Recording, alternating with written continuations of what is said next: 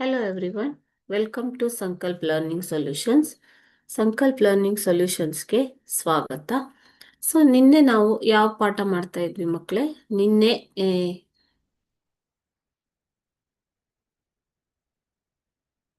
ಸ್ವಾತಂತ್ರ್ಯ ಸಂಗ್ರಾಮ, ಪ್ರಥಮ ಸ್ವಾತಂತ್ರ್ಯ ಸಂಗ್ರಾಮ ಅನ್ನುವಂತಹ ಚಾಪ್ಟರ್ನ ಸ್ಟಾರ್ಟ್ ಮಾಡಿದ್ವಿ ಅಲ್ವಾ?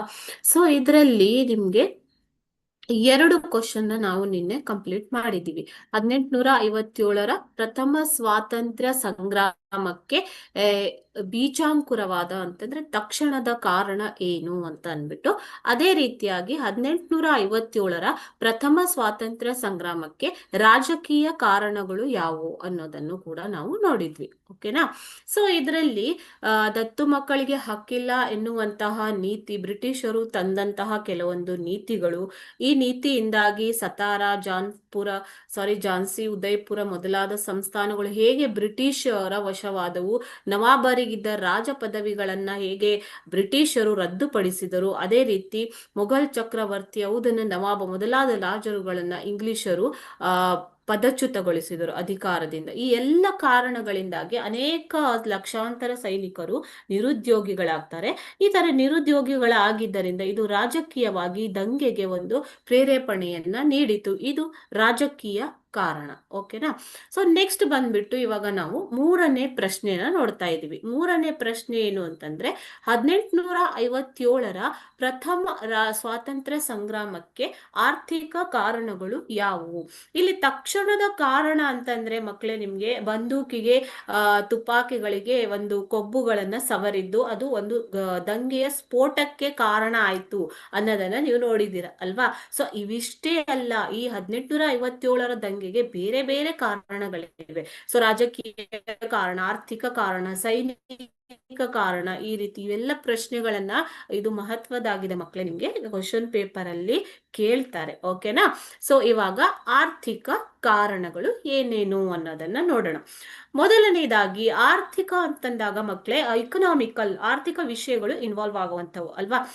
ಇಲ್ಲಿ ಇಂಗ್ಲೆಂಡಿನಲ್ಲಿ ಆವಾಗ ಕೈಗಾರಿಕಾ ಕ್ರಾಂತಿ ನಡೀತಾ ಇತ್ತು. ನೀವು ನೋಡಿದೀರಾ ಭಾರತದ ಕೃಷಿಯನ್ನ ಹೇಗೆ ಅವರು ತಮ್ಮ ಕೈಗಾರಿಕೆಗಳಿಗೆ ಉತ್ಪಾದಿಸುವಂತಹ ಕಚ್ಚಾ ವಸ್ತುಗಳಿಗಾಗಿ ಉಪಯೋಗಿಸಿಕೊಂಡರು, ಹೇಗೆ ಅವರು ಭಾರತೀಯ ಕೃಷಿಯನ್ನ ಒಂದು ವ್ಯಾಪಾರೀಕರಣ ಅಥವಾ ಕಮರ್ಷಿಯಲೈಸ್, ವಾಣಿಜ್ಯೀಕರಣಗೊಳಿಸಿದರು ಅನ್ನೋದನ್ನ ಲಾಸ್ಟ್ ಲೆಸನ್ ಅಲ್ಲಿ ನೀವು ನೋಡಿದ್ದೀರಾ. ಅದೇ ರೀತಿಯಾಗಿ ಇಲ್ಲಿ ಇಂಗ್ಲೆಂಡಿನಲ್ಲಿ ನಡೆದಂತಹ ಕೈಗಾರಿಕಾ ಕ್ರಾಂತಿಯ ಪರಿಣಾಮವಾಗಿ ಭಾರತೀಯ ಕಲಾಕುಶಲಕಾರರು ಮತ್ತು ಗುಡಿ ಕೈಗಾರಿಕೆಗಳು ಕ್ಷೀಣಿಸ್ತಾ ಹೋಗ್ತವೆ. ಯಾಕೆ ಅಂತಂದ್ರೆ ಅಲ್ಲಿ ನಡೆದಂತಹ ಕೈಗಾರಿಕಾ ಕ್ರಾಂತಿಯಿಂದ ಅಲ್ಲಿ ಏನೇನು ಬೇಕೋ ಅದನ್ನೇ ಉತ್ಪಾದಿಸುವ ಒಂದು ಫ್ಯಾಕ್ಟರಿ ತರ ಭಾರತವನ್ನ ಅವರು ಉಪಯೋಗಿಸಿಕೊಳ್ತಾ ಹೋಗ್ತಾರೆ. ಓಕೆನಾ? ಬ್ರಿಟನ್ ಒಂದು ವ್ಯಾಪಾರಿ ರಾಷ್ಟ್ರವಾಗಿರದೆ, ಬ್ರಿಟನ್ ಅವರು ಆಕ್ಚುಲಿ ಭಾರತಕ್ಕೆ ಮೊದಲು ಬಂದಿದ್ದು ವ್ಯಾಪಾರದ ಸಲುವಾಗಿ ಅಲ್ವಾ ಮಕ್ಕಳೇ? ವ್ಯಾಪಾರ, ಭಾರತದಲ್ಲಿದ್ದಂತ ಸಾಂಬಾರ ಪದಾರ್ಥಗಳು, ಶುಂಠಿ, ಮೆಣಸು, ಈ ತರ ಬೇರೆ ಬೇರೆ ಪದಾರ್ಥಗಳ ಬೇಡಿಕೆಯಿಂದಾಗಿ, ವ್ಯಾಪಾರದ ಕಾರಣಕ್ಕಾಗಿಯೇ ಎಲ್ಲ ಯುರೋಪಿಯನ್ನರು ಭಾರತಕ್ಕೆ ಬಂದಿದ್ದು, ಆಮೇಲೆ ಭಾರತವನ್ನ ವಸಾಹತುವನ್ನಾಗಿ ಮಾಡಿಕೊಂಡಿರೋದು. ಈಗ ಬ್ರಿಟನ್ ಏನಾಗಿರುತ್ತೆ, ವ್ಯಾಪಾರಿ ರಾಷ್ಟ್ರವಾಗಿರದೆ ಕೈಗಾರಿಕೆಗಳ ಒಂದು ಕಾರ್ಯಾಗಾರ ಅಂದ್ರೆ ಫ್ಯಾಕ್ಟರಿ ಆಗುತ್ತೆ. ಓಕೆನಾ? ಭಾರತದ ಕುಶಲಕರ್ಮಿಗಳು ಇದರಿಂದ ನಿರುದ್ಯೋಗಿಗಳಾಗ್ತಾರೆ. ಕುಶಲಕರ್ಮಿಗಳಿಗೆ ಯಾವುದೇ ಬೇಡಿಕೆ ಇರೋದಿಲ್ಲ, ಇಲ್ಲಿನ ಪ್ರಾಡಕ್ಟ್ಗಳಿಗೂ ಕೂಡ ಯಾವುದೇ ಬೇಡಿಕೆ ಇರೋದಿಲ್ಲ. ಬೇಡಿಕೆ ಇದ್ದರೂ ಕೂಡ ಗೃಹ ಕೈಗಾರಿಕೆಗಳು ಶಿಥಿಲಗೊಂಡವು. ಅವರು ಅತ್ಯಧಿಕ ಟ್ಯಾಕ್ಸ್ ಅನ್ನ ಅಥವಾ ಸುಂಕವನ್ನ ಹಾಕೋದಿಕ್ಕೆ ಶುರು ಮಾಡ್ತಾರೆ ಭಾರತದ ವಸ್ತುಗಳಿಗೆ. ಯುರೋಪಿಯನ್ ನಲ್ಲಿ ಮಾರುಕಟ್ಟೆ ಯುರೋಪ್ನಲ್ಲಿ ಇದ್ರೂ ಕೂಡ ಆ ಮಾರಾಟಕ್ಕೆ ಅವರು ಅತ್ಯಧಿಕ ಟ್ಯಾಕ್ಸ್ ಅನ್ನ ಹಾಕೋದಿಕ್ಕೆ ಶುರು ಮಾಡ್ತಾರೆ, ಸುಂಕವನ್ನ. ಓಕೆ, ಇದು ಒಂದು ಆರ್ಥಿಕ ಕಾರಣವಾಗತ್ತೆ. ಅದೇ ರೀತಿಯಾಗಿ ಜಮೀನ್ದಾರಿ ಪದ್ಧತಿಯಿಂದಾಗಿ ಸರ್ಕಾರ ಮತ್ತು ರೈತರ ಮಧ್ಯೆ ಇದ್ದ ಮಧ್ಯವರ್ತಿಗಳು ಕೃಷಿಕರನ್ನು ಶೋಷಿಸತೊಡಗಿದರು. ಕೃಷಿಕರನ್ನು ಶೋಷಿಸಿದಷ್ಟೇ ಅಲ್ಲದೆ ರೈತರನ್ನು ಶೋಷಿಸತೊಡಗುತ್ತಾರೆ. ಕಂದಾಯ ವಸೂಲಿ ಮಾಡಲು ತಾಲೂಕುದಾರರಿಗೆ ಮೊದಲು ಯಾವ ಹಕ್ಕನ್ನ ಕೊಟ್ಟಿದ್ರೋ ಆ ಹಕ್ಕನ್ನ ಬ್ರಿಟಿಷ್ ಸರ್ಕಾರ ಹಿಂತೆಗೆದುಕೊಳ್ಳುತ್ತೆ. ಓಕೆನಾ? ಇವಾಗ ಕಂದಾಯ ವಸೂಲಿ ಮಾಡುವ ಹಕ್ಕು ಕೂಡ ತಾಲೂಕು ಅಧಿಕಾರಿಗಳಿಗೆ ಇರೋದಿಲ್ಲ, ಅದನ್ನ ಹಿಂಪಡೆಯಲಾಗತ್ತೆ. ಇನಾಮ್ ಆಯೋಗ ಅಂತಂದ್ರೆ ಮಕ್ಕಳೇ, ಗಿಫ್ಟ್ ಆಗಿ ಕೆಲವೊಂದು ಭೂಮಿಯನ್ನ ಸರ್ಕಾರ ಕೊಟ್ಟಿರತ್ತೆ ಜಮೀನ್ದಾರರಿಗೆ. ಆ ಇನಾಮ್ ಆಯೋಗವನ್ನ ನೇಮಿಸಿ ಇನಾಮ್ ಭೂಮಿಯನ್ನ ಗಿಫ್ಟ್ ಆಗಿ ಅಥವಾ ಕೊಡುಗೆಯಾಗಿ ಕೊಟ್ಟಿದ್ದಂತಹ ಭೂಮಿಯನ್ನ ಕೂಡ ವಾಪಸ್ ಪಡೆಯಲಾಗತ್ತೆ. ಇದರಿಂದ ಜಮೀನ್ದಾರರು ಮತ್ತು ರೈತರು ಇಬ್ಬರು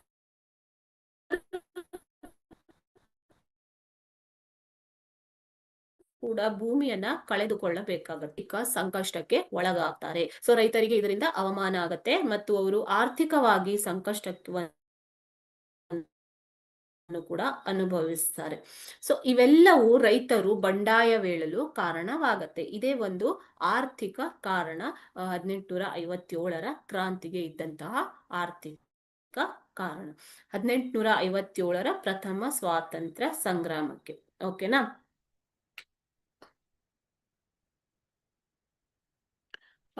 ರಾಜಕೀಯ ಕಾರಣ ನೋಡಿದ್ದೀರಾ ನೀವು? ಆರ್ಥಿಕ ಕಾರಣ ಅಂತಂದ್ರೇನು? ಹೇಗೆ ಭಾರತೀಯರನ್ನ ಬ್ರಿಟಿಷರು ಆರ್ಥಿಕವಾಗಿ ಶೋಷಣೆಗೆ ಒಳಪಡಿಸಿದರು ಅನ್ನುವಂಥದ್ದು ಆರ್ಥಿಕ ಕಾರಣ. ಓಕೆನಾ? ನೆಕ್ಸ್ಟ್ 4ನೇ ಪ್ರಶ್ನೆ. 1857ರ ಪ್ರಥಮ ಸ್ವಾತಂತ್ರ್ಯ ಸಂಗ್ರಾಮಕ್ಕೆ ಆಡಳಿತಾತ್ಮಕ ಕಾರಣಗಳು ಯಾವುವು ಅಂತ ಕೇಳಿದರು. ಆಡಳಿತದಲ್ಲಿ ಅಡ್ಮಿನಿಸ್ಟ್ರೇಟಿವ್, ಓಕೆ, ಆಡಳಿತದಲ್ಲಿ ಏನು ಕಾರಣ ಆಯಿತು, ಆಡಳಿತಾತ್ಮಕವಾಗಿ ಏನು ಕಾರಣ ಆಯಿತು ಭಾರತದ ಸ್ವಾತಂತ್ರ್ಯ ಸಂಗ್ರಾಮಕ್ಕೆ? ಇಂಗ್ಲಿಷರು ಹೊಸ ನಾಗರಿಕ ಮತ್ತು ಅಪರಾಧ ಕಾಯ್ದೆಗಳನ್ನ ಜಾರಿಗೆ ತರ್ತಾರೆ. ಸೊ ಈ ಜಾರಿಗೆ ತಂದಂತಹ ಕಾನೂನುಗಳು ಏಕರೂಪವಾಗಿರದೆ ಅದು ಪಕ್ಷಪಾತ ಮತ್ತು ಭಾರತೀಯರಿಗೆ ಪ್ರತ್ಯೇಕ ನಿಯಮಗಳು ಎಲ್ಲ ತರದ ಕಾನೂನಿನಲ್ಲೂ ಅನ್ವಯವಾಗ್ತಾ ಇದ್ವು. ಸೊ ನೀವು ನೋಡಿದಿರ ಶಸ್ತ್ರಾಸ್ತ್ರ ನಿಷೇಧ ಕಾಯ್ದೆ ಇರ್ಬೋದು, ಅದನ್ನ ನೋಡಿದಿರ ಅಲ್ವಾ? ಸೊ ಹೇಗೆ ಒಂದು ರೈತರು ಅಥವಾ ಭಾರತದ ಬುಡಕಟ್ಟು ಜನಾಂಗದವರು ಹೇಗೆ ದಂಗೆ ಎದ್ರು, ಯಾಕಾಗಿ ಅಂತಂದ್ರೆ ಶಸ್ತ್ರಾಸ್ತ್ರ ನಿಷೇಧ ಕಾಯ್ದೆ ಬರೀ ಭಾರತೀಯರಿಗೆ ಮಾತ್ರ ಅನ್ವಯವಾಗುವಂಥದ್ದು. ಈ ರೀತಿಯಾಗಿ ಅನೇಕ ನಾಗರಿಕ ಮತ್ತು ಅಪರಾಧ ಕಾಯ್ದೆಗಳನ್ನ ಅವರು ಜಾರಿಗೆ ತರ್ತಾರೆ. ಆ ಕಾಯ್ದೆಗಳಲ್ಲಿ ಪಕ್ಷಪಾತ ಮತ್ತು ಭಾರತೀಯರಿಗೆ ಪ್ರತ್ಯೇಕ ನಿಯಮಗಳು, ರೆಸ್ಟ್ರಿಕ್ಷನ್ಸ್ಗಳು ಗಳನ್ನ ಹಾಕ್ತಾರೆ. ಓಕೆನಾ? ಈ ಆಂಗ್ಲ ಭಾಷೆಯು ಇಲ್ಲಿ ನ್ಯಾಯಾಲಯದ ಭಾಷೆ, ಆಡಳಿತ ಭಾಷೆಯಾಗಿ ಆಂಗ್ಲ ಭಾಷೆಯನ್ನ ಅವರು ಉಪಯೋಗಿಸ್ತಾರೆ. ಸೊ ಈ ಆಂಗ್ಲ ಭಾಷೆ ಭಾರತೀಯರ ಎಲ್ಲರಿಗೂ ಅರ್ಥವಾಗಿರೋದಿಲ್ಲ ಅಲ್ವಾ ಮಕ್ಕಳನ್ನ? ಭಾರತದಲ್ಲಿ ನ್ಯಾಯಾಲಯಕ್ಕೂ ಕೂಡ ಅದನ್ನೇ ಉಪಯೋಗಿಸಿಕೊಳ್ತಾರೆ. ಇಂಗ್ಲಿಷ್ ನ್ಯಾಯಾಧೀಶರು ಬಹುತೇಕವಾಗಿ ಇಂಗ್ಲಿಷರ ಪರವಾಗಿಯೇ ತೀರ್ಪನ್ನ ಕೊಡ್ತಾ ಇದ್ರು, ನ್ಯಾಯದಾನವನ್ನ ಕೊಡ್ತಾ ಇದ್ರು. ಭಾರತೀಯರಿಗೆ ವಿರುದ್ಧವಾಗಿ ಇರ್ತಾ ಇತ್ತು ಈ ನ್ಯಾಯ. ಓಕೆನಾ? ಅದೇ ರೀತಿ ಈ ಕಾನೂನಿನ ವಿಷಯಗಳು, ಆಶಯಗಳು ಜನರಿಗೆ ಅರ್ಥವಾಗೋದಿಲ್ಲ. ಯಾಕೆ ಅಂತಂದ್ರೆ ಬಹುತೇಕ ಕಾನೂನುಗಳು ಇಂಗ್ಲಿಷ್ ವಿಷಯದಲ್ಲಿ, ಇಂಗ್ಲಿಷ್ ಭಾಷೆಯಲ್ಲಿ ಇದ್ದಿದ್ದರಿಂದ ಈ ಕಾನೂನುಗಳು ಜನರಿಗೆ ಅರ್ಥವಾಗೋದಿಲ್ಲ. ಸೊ ಅರ್ಥವಾಗದೆ ಇದ್ದಿದ್ದರಿಂದ ಜನರು ದಂಗೆ ಹೇಳ್ತಾರೆ. ಸೊ ಇದೇನಾಗತ್ತೆ ಮಕ್ಕಳೇ? ಆಡಳಿತಾತ್ಮಕವಾಗಿಯೂ ಕೂಡ ಭಾರತೀಯರ ಪರವಾಗಿ, ಭಾರತೀಯರ ವಿರುದ್ಧವಾಗಿ ಅವರು ತಾರತಮ್ಯವನ್ನ ತೋರಿದ್ದರಿಂದ ಈ ಹೊಸ ಕಾನೂನಿನ ಆಶಯಗಳು ಜನರಿಗೆ ಅರ್ಥವಾಗದೇ ಇದ್ದಿದ್ದರಿಂದ ಇದು ಆಡಳಿತಾತ್ಮಕವಾಗಿ 1857ರ ದಂಗೆಗೆ ಒಂದು ಕಾರಣ ಆಗತ್ತೆ. ಇವು ಆಡಳಿತಾತ್ಮಕ ಕಾರಣಗಳು.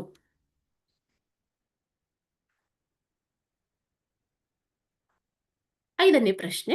ಭಾರತದ ಪ್ರಥಮ ಸ್ವಾತಂತ್ರ್ಯ ಸಂಗ್ರಾಮಕ್ಕೆ ಸೈನಿಕ ಕಾರಣಗಳು ಯಾವುವು ಅಂತ ಕೇಳಿದರು. ಸೈನಿಕ ಕಾರಣಗಳು, ಮಿಲಿಟರಿ ರೀಸನ್ಸ್. ನೀವೀಗ ರಾಜಕೀಯ ಕಾರಣ ನೋಡಿದಿರ, ಆರ್ಥಿಕ ಕಾರಣ ನೋಡಿದಿರ. ಅದೇ ರೀತಿ ಆಡಳಿತಾತ್ಮಕವಾಗಿಯೂ ಕೂಡ ಭಾರತದ ದಂಗೆಗೆ, ಪ್ರಥಮ ಸ್ವಾತಂತ್ರ್ಯ ಸಂಗ್ರಾಮಕ್ಕೆ ಯಾವ ರೀತಿ ಕಾರಣವಾಯಿತು ಅನ್ನೋದನ್ನ ನೋಡಿದಿರ ಅಲ್ವಾ? ಸೊ ಈಗ 1857ರ ಪ್ರಥಮ ಸ್ವಾತಂತ್ರ್ಯ ಸಂಗ್ರಾಮಕ್ಕೆ ಸೈನಿಕ ಕಾರಣಗಳು ಯಾವುವು ಅಂತ ಕೇಳಿದ್ದಾರೆ. ಬ್ರಿಟಿಷ್ ಸೈನ್ಯದಲ್ಲಿ ಭಾರತೀಯರ ಸೈನಿಕರು ಕೂಡ ಕೆಲಸ ಮಾಡ್ತಾ ಇದ್ರು, ಅದೇ ರೀತಿ ಬ್ರಿಟಿಷ್ ಸೈನಿಕರು ಇದ್ರು. ಓಕೆನಾ? ಸೊ ಇಲ್ಲಿ ನಿಮ್ಗೆ ತಾರತಮ್ಯವನ್ನ ನೀವು ನೋಡಿದಿರಾ. ಈ ಹುದ್ದೆಗಳಲ್ಲೂ ಕೂಡ ಭಾರತೀಯರು ತಾರತಮ್ಯವನ್ನ ಮಾಡ್ತಾ ಇದ್ರು. ಮೇಲಿನ ಹಂತದ ಹುದ್ದೆಗಳು ಕೇವಲ ಬ್ರಿಟಿಷರಿಗೆ ಮೀಸಲಾಗಿದ್ರೆ ಬರೀ ಕೆಳಗಿನ ಹಂತದ ಹುದ್ದೆಗಳನ್ನ ಮಾತ್ರ ಭಾರತೀಯರಿಗೆ ಕೊಡ್ತಾ ಇದ್ರು ಅವರು. ಓಕೆನಾ? ಸುಬೇದಾರ್ ಅನ್ನೋವಂಥದ್ದೇ ಒಂದು ಹೈಯೆಸ್ಟ್ ಪೋಸ್ಟ್ ಆಗಿತ್ತು ಅನ್ನೋದನ್ನ ಕೂಡ ನೀವು ನೋಡಿದಿರ ಅಲ್ವಾ? ಸೊ ಇಲ್ಲಿ ಆಡಳಿತ ಸೈನಿಕ ಕಾರಣಗಳು ಏನ್ ಬರ್ತವೆ ಅಂತಂದ್ರೆ, ಬ್ರಿಟಿಷರ ಸೈನ್ಯದಲ್ಲಿ ಭಾರತೀಯ ಸಿಪಾಯಿಗಳ ಪರಿಸ್ಥಿತಿ ತುಂಬಾ ಗಂಭೀರವಾಗಿತ್ತು. ಸೊ ಅವರಿಗೆ ಯಾವುದೇ ರೀತಿಯ ಸೌಲಭ್ಯಗಳನ್ನಾಗಲಿ ಅಥವಾ ಯಾವುದೇ ರೀತಿಯ ಸವಲತ್ತುಗಳನ್ನಾಗಲಿ ಕೊಡ್ತಾ ಇರಲಿಲ್ಲ. ಅವರ ಸ್ಥಿತಿ ತುಂಬಾ ಗಂಭೀರವಾಗಿ ಶೋಚನೀಯವಾಗಿತ್ತು ಮಕ್ಕಳೇ. ಓಕೆನಾ. ಸೊ ಆಂಗ್ಲ ಸೈನಿಕರು ಅಂತಂದ್ರೆ ಬ್ರಿಟಿಷ್ ಸೈನಿಕರು, ಅವರಿಗಿದ್ದಂತಹ ಒಂದು ಸ್ಥಾನಮಾನ ಅಥವಾ ಬಡ್ತಿ ಅಂದ್ರೆ ಪ್ರಮೋಷನ್ ಫೆಸಿಲಿಟಿ. ಓಕೆನಾ. ಸೊ ಅವರಿಗಿದ್ದಂತಹ ಸ್ಥಾನಮಾನ, ವೇತನ, ಸ್ಯಾಲರಿ, ಬಡ್ತಿ, ಪ್ರಮೋಷನ್ ಅವಕಾಶಗಳು ಸೊ ಭಾರತೀಯ ಸಿಪಾಯಿಗಳಿಗೆ ಇರ್ಲಿಲ್ಲ. ಇದೇ ಒಂದು ನೋಡಿ ಬ್ರಿಟಿಷರು ಮುಂಚೆಯಿಂದ ಮಾಡ್ತಾ ಬಂದಿದ್ದಂತಹ ಒಂದು ತಾರತಮ್ಯ. ಬ್ರಿಟಿಷರಿಗೆ ಒಂದು ನೀತಿ, ಭಾರತೀಯರಿಗೆ ಒಂದು ನೀತಿ. ಸೊ ಈ ತರ ಅವರು ಮಾಡ್ಕೊಂಡು ಬರ್ತಾರೆ ಮಕ್ಕಳೇ. ಓಕೆನಾ. ಸೊ ಈ ವೇತನ, ಬಡ್ತಿ ಮತ್ತು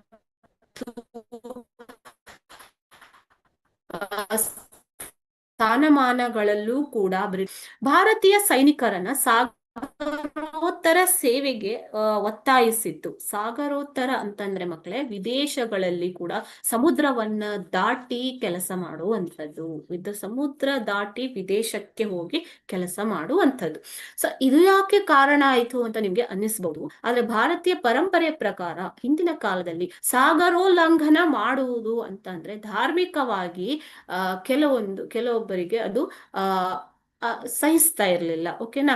ಸೊ ನಮ್ಮ ಪರಂಪರೆಯ ಪ್ರಕಾರ, ಹಳೆ ಕಾಲದ ಪದ್ಧತಿಯ ಪ್ರಕಾರ ಸಾಗರೋಲ್ಲಂಘನ ಅಂತಂದ್ರೆ ಅದು ನಿಷಿದ್ಧ ಅನ್ನುವಂಥದ್ದು ಕೆಲವೊಂದು ಸಮುದಾಯಗಳಲ್ಲಿ ಅಸ್ತಿತ್ವದಲ್ಲಿ ಇತ್ತು.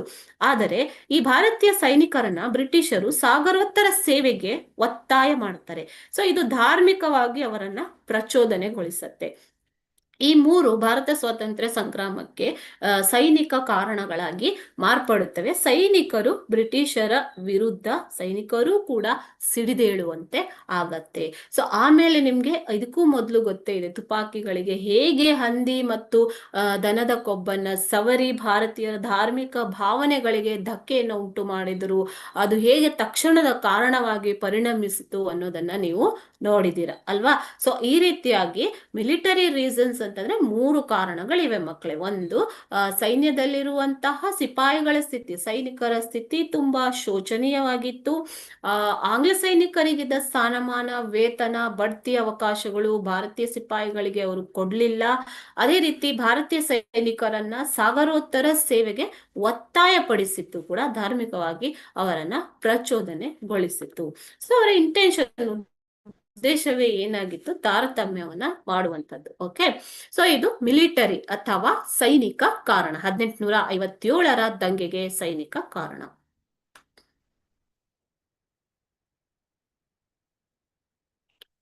ನೆಕ್ಸ್ಟ್ 6ನೇ ಪ್ರಶ್ನೆ. ಈಗ ದಂಗೆಯು ವಿಫಲತೆಗೆ ಕಾರಣಗಳೇನು? 1857ರ ದಂಗೆಯ ವಿಫಲತೆಗೆ ಕಾರಣಗಳೇನು ಅಂತ ಕೇಳಿದ್ದಾರೆ ಮಕ್ಕಳೇ. ಓಕೆನಾ. ಸೊ ನೀವು 1857ರ ದಂಗೆ ಯಾಕಾಯ್ತು, ಹೇಗೆ ಸಿಡಿದೆದ್ದರು ಜನ, ಅದೇ ರೀತಿ ತಕ್ಷಣದ ಕಾರಣ ಏನು ಅಂತ ನೋಡಿದಿರಾ. ಇದಕ್ಕೆ ರಾಜಕೀಯವಾಗಿಯೂ ಮತ್ತು ಮಿಲಿಟರಿ ಸೈನಿಕವಾಗಿಯೂ ಮತ್ತೆ ಆರ್ಥಿಕವಾಗಿಯೂ ಹಲವಾರು ಕಾರಣಗಳಿದ್ದು, ಒಂದೇ ಸಲ ದಂಗೆ ಎದ್ದಂಥದ್ದಲ್ಲ. ರೈತರು ಮತ್ತು ಕಾರ್ಮಿಕರು ಎಲ್ಲರೂ ದಂಗೆ ಹೇಳ್ತಾರೆ. ಓಕೆನಾ. ಸೊ ದೇಶಾದ್ಯಂತ ದಂಗೆ ವ್ಯಾಪಿಸ್ತು ಅನ್ನೋದನ್ನ ನೀವು ಇಲ್ಲಿ ಕಲ್ತಿದ್ದೀರ, ಯಾವ ಯಾವ ಕಾರಣಗಳಿಂದಾಗಿ ದಂಗೆ ಇತ್ತು ಅಂತ. ಇಷ್ಟೆಲ್ಲ ಕಾರಣಗಳಿದ್ದೂ ಕೂಡ 1857ರ ದಂಗೆಯು ವಿಫಲವಾಯಿತು. ಯಾಕೆ ವಿಫಲವಾಯಿತು ಹಾಗಾದ್ರೆ? ಸೊ ಯಾಕೆ ಜನ ಸಿಡಿದಿದ್ರೂ ಕೂಡ ಯಾಕೆ ದಂಗೆ ವಿಫಲವಾಯಿತು ಅಂತ ಕೇಳಿದ್ದಾರೆ. ನಿಮ್ಗೆ ಆಶ್ಚರ್ಯ ಆಗ್ಬಹುದು ಅಲ್ವಾ ಪಾಠ ಓದಿದಾಗ. ಈಗ ಗೊತ್ತಿರುತ್ತೆ ನಿಮ್ಗೆ. ಇದು ಏನಾಗತ್ತೆ ಅಂತಂದ್ರೆ ಇಡೀ ಭಾರತವನ್ನ ವ್ಯಾಪಿಸಿದ ದಂಗೆ ಯಾಗಿರಲಿಲ್ಲ. ಓಕೆ. ಸೊ ಒಂದು ವೇಳೆ ಎಲ್ಲರೂ ಒಗ್ಗಟ್ಟಾಗಿ, ನೀವು ಮೊದ್ಲಿಂದನೂ ನೋಡ್ಕೊಂಡು ಬಂದಿದ್ದೀರಾ, ಭಾರತೀಯ ರಾಜರಿರ್ಬೋದು, ಸಂಸ್ಥಾನಗಳಿರ್ಬೋದು, ಅಥವಾ ಯಾರೇ ಇರ್ಬೋದು, ಭಾರತೀಯರಲ್ಲಿ ಒಗ್ಗಟ್ಟು ಇರಲಿಲ್ಲ ಅನ್ನೋದನ್ನ ಮೊದಲನೇ ಪಾಠದಿಂದನೇ ನೋಡ್ಕೊಂಡು ಬಂದಿದ್ದೀರಾ ಅಲ್ವಾ ಮಕ್ಕಳೇ. ಅದೇ ಕೂಡ ಇಲ್ಲಿ ಮುಂದುವರಿಯುತ್ತೆ. ಇದು ಇಡೀ ಭಾರತವನ್ನು ವ್ಯಾಪಿಸಲೇ ಇಲ್ಲ ಈ ದಂಗೆ. ಒಂದು ವೇಳೆ 1857ರ ದಂಗೆ ಇಡೀ ಭಾರತ ವ್ಯಾಪಿಸಿ ಎಲ್ಲ ಒಗ್ಗಟ್ಟಾಗಿ ಹೋರಾಟ ಮಾಡಿದ್ದಿದ್ರೆ ದಂಗೆ ವಿಫಲವಾಗ್ತಾ ಇರ್ಲಿಲ್ಲ, ಭಾರತಕ್ಕೆ ಸ್ವಾತಂತ್ರ್ಯ ಇನ್ನೂ ಬಹು ಬೇಗ ಸಿಕ್ತಿತ್ತೇನು ಅಲ್ವಾ ಮಕ್ಕಳೇ. ಸೊ ಇದು ದೇಶದ ಬಿಡುಗಡೆಗಾಗಿ ನಡೆದದ್ದಕ್ಕಿಂತ ರಾಜ ರಾಣಿಯರ ಸ್ವಹಿತಾಸಕ್ತಿ ಹಾಗೂ ಹಕ್ಕುಗಳಿಗಾಗಿ ನಡೆದಿತ್ತು. ಆ ಪ್ರಾಂತ್ಯಗಳಲ್ಲಿ ಕೆಲವು ಪದ್ಧತಿಗಳನ್ನ, ಪಾಲಿಸಿಗಳನ್ನ, ಫಾರ್ ಎಕ್ಸಾಂಪಲ್ ಇವಾಗ ಸಹಾಯಕ ಸೈನ್ಯ ಪದ್ಧತಿ, ದತ್ತು ಮಕ್ಕಳಿಗೆ ಹಕ್ಕಿಲ್ಲ ಪದ್ಧತಿ, ಶಸ್ತ್ರಾಸ್ತ್ರ ನಿಷೇಧ ಕಾಯ್ದೆ, ಈ ಎಲ್ಲ ಕಾಯ್ದೆಗಳ ವಿರುದ್ಧ ನಡೆದಂತಹ ಒಂದು ದಂಗೆ ಇದು ಅಲ್ವಾ. ಸೊ ಮೊಟ್ಟ ಮೊದಲಾಗಿ ಹೇಳ್ತಾರೆ ಶಸ್ತ್ರಾಸ್ತ್ರ ನಿಷೇಧ ಕಾಯ್ದೆ ಮತ್ತು ದತ್ತು ಮಕ್ಕಳಿಗೆ ಹಕ್ಕಿಲ್ಲ ಮತ್ತು ಇತರ ಸಹಾಯಕ ಸೈನ್ಯ ಪದ್ಧತಿ, ಈ ಒಂದು ಪದ್ಧತಿಯನ್ನ ಜಾರಿಗೆ ತಂದಿದ್ದೇ ಏನು ಜನ ಸಿಡಿದೇಳೋದಿಕ್ಕೆ ಕಾರಣವಾಗತ್ತೆ ಅನ್ನೋದನ್ನ ಪಾಠದ ಪ್ರಾರಂಭದಲ್ಲಿ ನೀವು ಓದಿದ್ದೀರ. ಸೊ ಹಾಗಾಗಿ ಇದು ದೇಶದ ಬಿಡುಗಡೆಗಾಗಿ ಅಥವಾ ಸ್ವಾತಂತ್ರ್ಯ ಹೋರಾಟಕ್ಕಾಗಿ ನಡೆದದ್ದಕ್ಕಿಂತ ಹೆಚ್ಚಾಗಿ ತಮ್ಮ ತಮ್ಮ ಪ್ರಾಂತ್ಯಗಳ ರಾಜ ರಾಣಿಯರ ಸ್ವಹಿತಾಸಕ್ತಿ. ಈಗ ದತ್ತು ಮಕ್ಕಳಿಗೆ ಎಕ್ಸಾಂಪಲ್ ಹೇಗಾಗತ್ತೆ ಅಂತ ಹೇಳ್ತೀನಿ. ದತ್ತು ಮಕ್ಕಳಿಗೆ ಹಕ್ಕಿಲ್ಲ ಅಂದಾಗ ಆ ಪ್ರಾಂತ್ಯದ ರಾಜ ರಾಣಿ ಮಾತ್ರ ಇದರ ವಿರುದ್ಧ ಹೋರಾಡ್ತಾರೆ, ತಮ್ಮ ಪ್ರಾಂತ್ಯಕ್ಕೋಸ್ಕರ ಹೋರಾಡ್ತಾರೆ. ಓಕೆನಾ. ನಾ ಯಾವುದೇ ಒಂದು ಪರ್ಟಿಕ್ಯುಲರ್ ಪ್ರಾಂತ್ಯ ರಾಜ್ಯ ಅಂತ ಹೇಳ್ತಾ ಇಲ್ಲ, ಇಡೀ ಭಾರತದಲ್ಲಿ ಇದು ಸ್ವಹಿತಾಸಕ್ತಿ ಹಾಗೂ ತಮ್ಮ ತಮ್ಮ ಹಕ್ಕುಗಳಿಗಾಗಿ ನಡೆದ ಹೋರಾಟವಾಯ್ತು. ಇಲ್ಲಿ ಸ್ವಾರ್ಥತೆ ಬಂತು. ಸೊ ಒಗ್ಗಟ್ಟು ಇರ್ಲಿಲ್ಲ. ಇದರಿಂದಾಗಿ ಈ ದಂಗೆ ವಿಫಲತೆಗೆ ಇದು ಒಂದು ಕಾರಣ ಆಯ್ತು. ಮೂರನೆಯದಾಗಿ ಇದು ಯೋಜಿತ ದಂಗೆ ಆಗಿರದೆ ಅನಿರೀಕ್ಷಿತ ಕಾರಣಗಳಿಂದ ಪ್ರೇರೇಪಿತವಾಗಿತ್ತು. ಸೊ ತುಪಾಕಿಗಳಿಗೆ ಬಂದೂಕಿನ ತುಪಾಕಿಗಳಿಗೆ ದನದ ಮತ್ತು ಹಂದಿ ಮಾಂಸದ ಕೊಬ್ಬನ್ನು ಸವರಿದ್ದರಿಂದ ತಕ್ಷಣ ದಂಗೆ ಸಿಡಿದೇಳ್ತು. ತಕ್ಷಣ ಸಿಡಿದೆದ್ದಾಗ ಅಲ್ಲಿ ಅವರಿಗೆ ಪ್ಲಾನ್ ಮಾಡೋದಕ್ಕೆ, ಯೋಜನೆ ಮಾಡೋದಕ್ಕೆ ಸಮಯ ಸಿಕ್ಕಿರ್ಲಿಲ್ಲ. ಅವರು ಯೋಜಿತವಾಗಿ ದಂಗೆಯನ್ನ ಮಾಡಲಿಲ್ಲ. ಇದೇ ರೀತಿಯಾಗಿ ಬೇರೆ ಬೇರೆ ಬೇರೆ ಪ್ರಾಂತ್ಯಗಳಲ್ಲಿ ಬೇರೆ ಬೇರೆ ಕಾರಣಗಳಿಂದ ಅನಿರೀಕ್ಷಿತವಾಗಿ ಸಿಡಿದೆದ್ದಂತಹ ದಂಗೆಯಾಗಿ ಇದು ಮಾರ್ಪಟ್ಟು ಬಿಡುತ್ತೆ. ಓಕೆನಾ. ಸೊ ಯೋಜನಾಬದ್ಧವಾಗಿ ಮಾಡಿದ ದಂಗೆ ಅಥವಾ ಹೋರಾಟವಾಗಿರಲಿಲ್ಲ. ಆದ್ರಿಂದ ಅದು ಕೂಡ ಒಂದು ದಂಗೆ ವಿಫಲತೆಗೆ ಕಾರಣ ಆಗತ್ತೆ ಮಕ್ಕಳೇ. ನೆಕ್ಸ್ಟ್, ಬ್ರಿಟಿಷ್ ಸೈನಿಕರಲ್ಲಿನ ಒಗ್ಗಟ್ಟು ಮತ್ತು ಭಾರತೀಯ ಸೈನಿಕರಲ್ಲಿದ್ದ ಭಿನ್ನತೆಯು ದಂಗೆ ವಿಫಲತೆಗೆ ಕಾರಣವಾಗಿದೆ. ಇಲ್ಲಿ ಬ್ರಿಟಿಷ್ ಮಿಲಿಟರಿ ಕಾರಣಗಳಲ್ಲಿ ನೀವು ನೋಡಿದೀರಾ. ಸೊ ಅವರು ಭಾರತೀಯರ ವಿರುದ್ಧ ಹೇಗೆ ತಾರತಮ್ಯವನ್ನ ಮಾಡಿದರು ಅಂತ ಅಂದ್ಬಿಟ್ಟು ಅಲ್ವಾ. ಸೊ ಆದರೆ ದಂಗೆ ಎದ್ದಾಗ ಬ್ರಿಟಿಷರು ಕೂಡ ಅದರ ವಿರುದ್ಧ ಹೋರಾಡ್ತಾರೆ, ನಮ್ಮ ವಿರುದ್ಧ, ಭಾರತೀಯರ ವಿರುದ್ಧ. ಆ ಬ್ರಿಟಿಷ್ ಸೈನಿಕರಲ್ಲಿ, ಅಧಿಕಾರಿಗಳಲ್ಲಿ ಇದ್ದಂತಹ ಒಂದು ಒಗ್ಗಟ್ಟು ಭಾರತೀಯ ಸೈನಿಕರಲ್ಲಿ ಇರಲಿಲ್ಲ. ಭಿನ್ನಾಭಿಪ್ರಾಯವಿತ್ತು, ಭಿನ್ನತೆ ಇತ್ತು. ಸೊ ಈ ಭಿನ್ನತೆಯು ಕೂಡ ದಂಗೆ ವಿಫಲತೆಗೆ ಒಂದು ಕಾರಣವಾಗಿದೆ. ದಂಗೆಗೆ ಈಗ ಸೂಕ್ತವಾದ ಮಾರ್ಗದರ್ಶನ ಮತ್ತು ವ್ಯವಸ್ಥಿತವಾದ ಸಂಘಟನೆಯ ಕೊರತೆ ಇತ್ತು. ಸೊ ಇಲ್ಲಿ ದಂಗೆಯನ್ನ ಒಮ್ಮೆಲೆ ಸಿಡಿದಿದ್ದರಿಂದ, ವ್ಯಾಪಿಸಿದ್ದರಿಂದ, ಯಾವುದು ಬೇಗ ವ್ಯಾಪಿಸುತ್ತೋ ಅಷ್ಟು ಬೇಗನೆ ಅದು ಕಡಿಮೆ ಆಗತ್ತೆ ಅಲ್ವಾ. ಸೊ ಇಲ್ಲಿ ಸೂಕ್ತವಾಗಿ ಪ್ಲಾನ್ ಮಾಡಿ, ಯೋಜನೆ ಮಾಡಿ, ಯಾರಾದರೂ ಒಂದು ನಾಯಕತ್ವವನ್ನ ತೆಗೆದುಕೊಂಡು ಮುನ್ನುಗ್ಗಿ ವ್ಯವಸ್ಥಿತವಾಗಿ ಸಂಘಟನೆ ಮಾಡಿದ್ರೆ ದಂಗೆ ವಿಫಲವಾಗ್ತಾ ಇರಲಿಲ್ಲ. ಸೊ ಈ ರೀತಿ ಅವರು ಸೂಕ್ತ ಮಾರ್ಗದರ್ಶನವಿಲ್ಲದೆ ಇರುವುದು ಮತ್ತು ವ್ಯವಸ್ಥಿತವಾದ ಸಂಘಟನೆಯ ಒಂದು ಆರ್ಗನೈಸೇಷನ್, ಆ ಸಂಘಟನೆಯ ಒಂದು ಕೊರತೆ ಇರುವುದು ಕೂಡ 1857ರ ದಂಗೆಯ ವಿಫಲತೆಗೆ ಒಂದು ಕಾರಣವಾಯಿತು ಮಕ್ಕಳೇ. ಇವಿಷ್ಟು 1857ರ ದಂಗೆ ವಿಫಲತೆಗೆ ಕಾರಣಗಳು. ಸೊ ಈ ಒಂದು ಪ್ರಶ್ನೆಯನ್ನ ಎಲ್ಲಾ ಕ್ವಶನ್ ಪೇಪರ್ ಅಲ್ಲೂ ಕೇಳಿದ್ದಾರೆ. ಇದು ಮೋಸ್ಟ್ ಇಂಪಾರ್ಟೆಂಟ್ ಆದಂತಹ ಕ್ವಶನ್. ಓಕೆನಾ. ಸೊ 1857ರ ದಂಗೆಯ ವಿಫಲತೆಗೆ ಕಾರಣವೇನು ಅನ್ನೋದನ್ನ ಆಲ್ಮೋಸ್ಟ್ ಎಲ್ಲಾ ಕ್ವಶನ್ ಪೇಪರ್ ಅಲ್ಲೂ ಕೇಳಿದ್ದಾರೆ ಮಕ್ಕಳು. ಓಕೆ, ನೆನ್ಪಿಟ್ಕೊಳ್ಳಿ ಇದನ್ನ. 5 ಕಾರಣಗಳು ಇದಾವೆ. ಅದೇ ರೀತಿಯಾಗಿ ಭಾರತೀಯರಲ್ಲಿ ಯುದ್ಧ ತಂತ್ರ, ಸೈನಿಕ ಪರಿಣಿತಿ ಮತ್ತು ಸೂಕ್ತ ಸೇನಾ ನಾಯಕತ್ವ ಕೂಡ ಇರಲಿಲ್ಲ. ಓಕೆ. ಸೊ ಭಾರತೀಯರ ಸೈನಿಕರಲ್ಲಿ, ಅದೇ ಒಂದು ಬ್ರಿಟಿಷ್ ಸೈನಿಕರಲ್ಲಿ ಅವರು ವ್ಯವಸ್ಥಿತವಾಗಿ ಸ್ಟ್ರಾಟಜಿ ಮಾಡ್ತಾರೆ, ಯುದ್ಧ ತಂತ್ರವನ್ನ ಮಾಡ್ತಾರೆ. ತಂತ್ರ ಅಂದ್ರೆ ಸ್ಟ್ರಾಟಜಿ. ಪರಿಣಿತವಾದ ಸೈನಿಕರು, ಅವರಿಗೆ ಪರಿಣಿತವಾದ ಶಸ್ತ್ರಾಸ್ತ್ರಗಳು ಕೂಡ ಇರ್ತವೆ, ಸೂಕ್ತ ಸೇನಾ ನಾಯಕತ್ವಗಳು ಇರ್ತವೆ, ಡಿಸಿಪ್ಲಿನ್ ಇರ್ತವೆ. ಆದ್ರೆ ಭಾರತೀಯ ಸೈನಿಕರಲ್ಲಿ ಈ ಎಲ್ಲ ಒಂದು ತಾಂತ್ರಿಕ ಪರಿಣಿತಿ ಅಥವಾ ಯುದ್ಧ ತಂತ್ರ, ಸ್ಟ್ರಾಟಜಿ, ನಾಯಕತ್ವ, ಲೀಡರ್ಶಿಪ್, ಇದು ಕೂಡ ಒಂದು ಕೊರತೆ ಇತ್ತು. ಡಿಸಿಪ್ಲಿನ್ ಕೊರತೆ ಇತ್ತು. ಹೇಗೆ ದಂಗೆಯನ್ನ ಸಿಡಿದೆದ್ರು, ಅಧಿಕಾರಿಯನ್ನ ಶೂಟ್ ಮಾಡಿದ್ರು, ಅದನ್ನ ನೀವು ನೋಡಿದಿರ ಅಲ್ವಾ.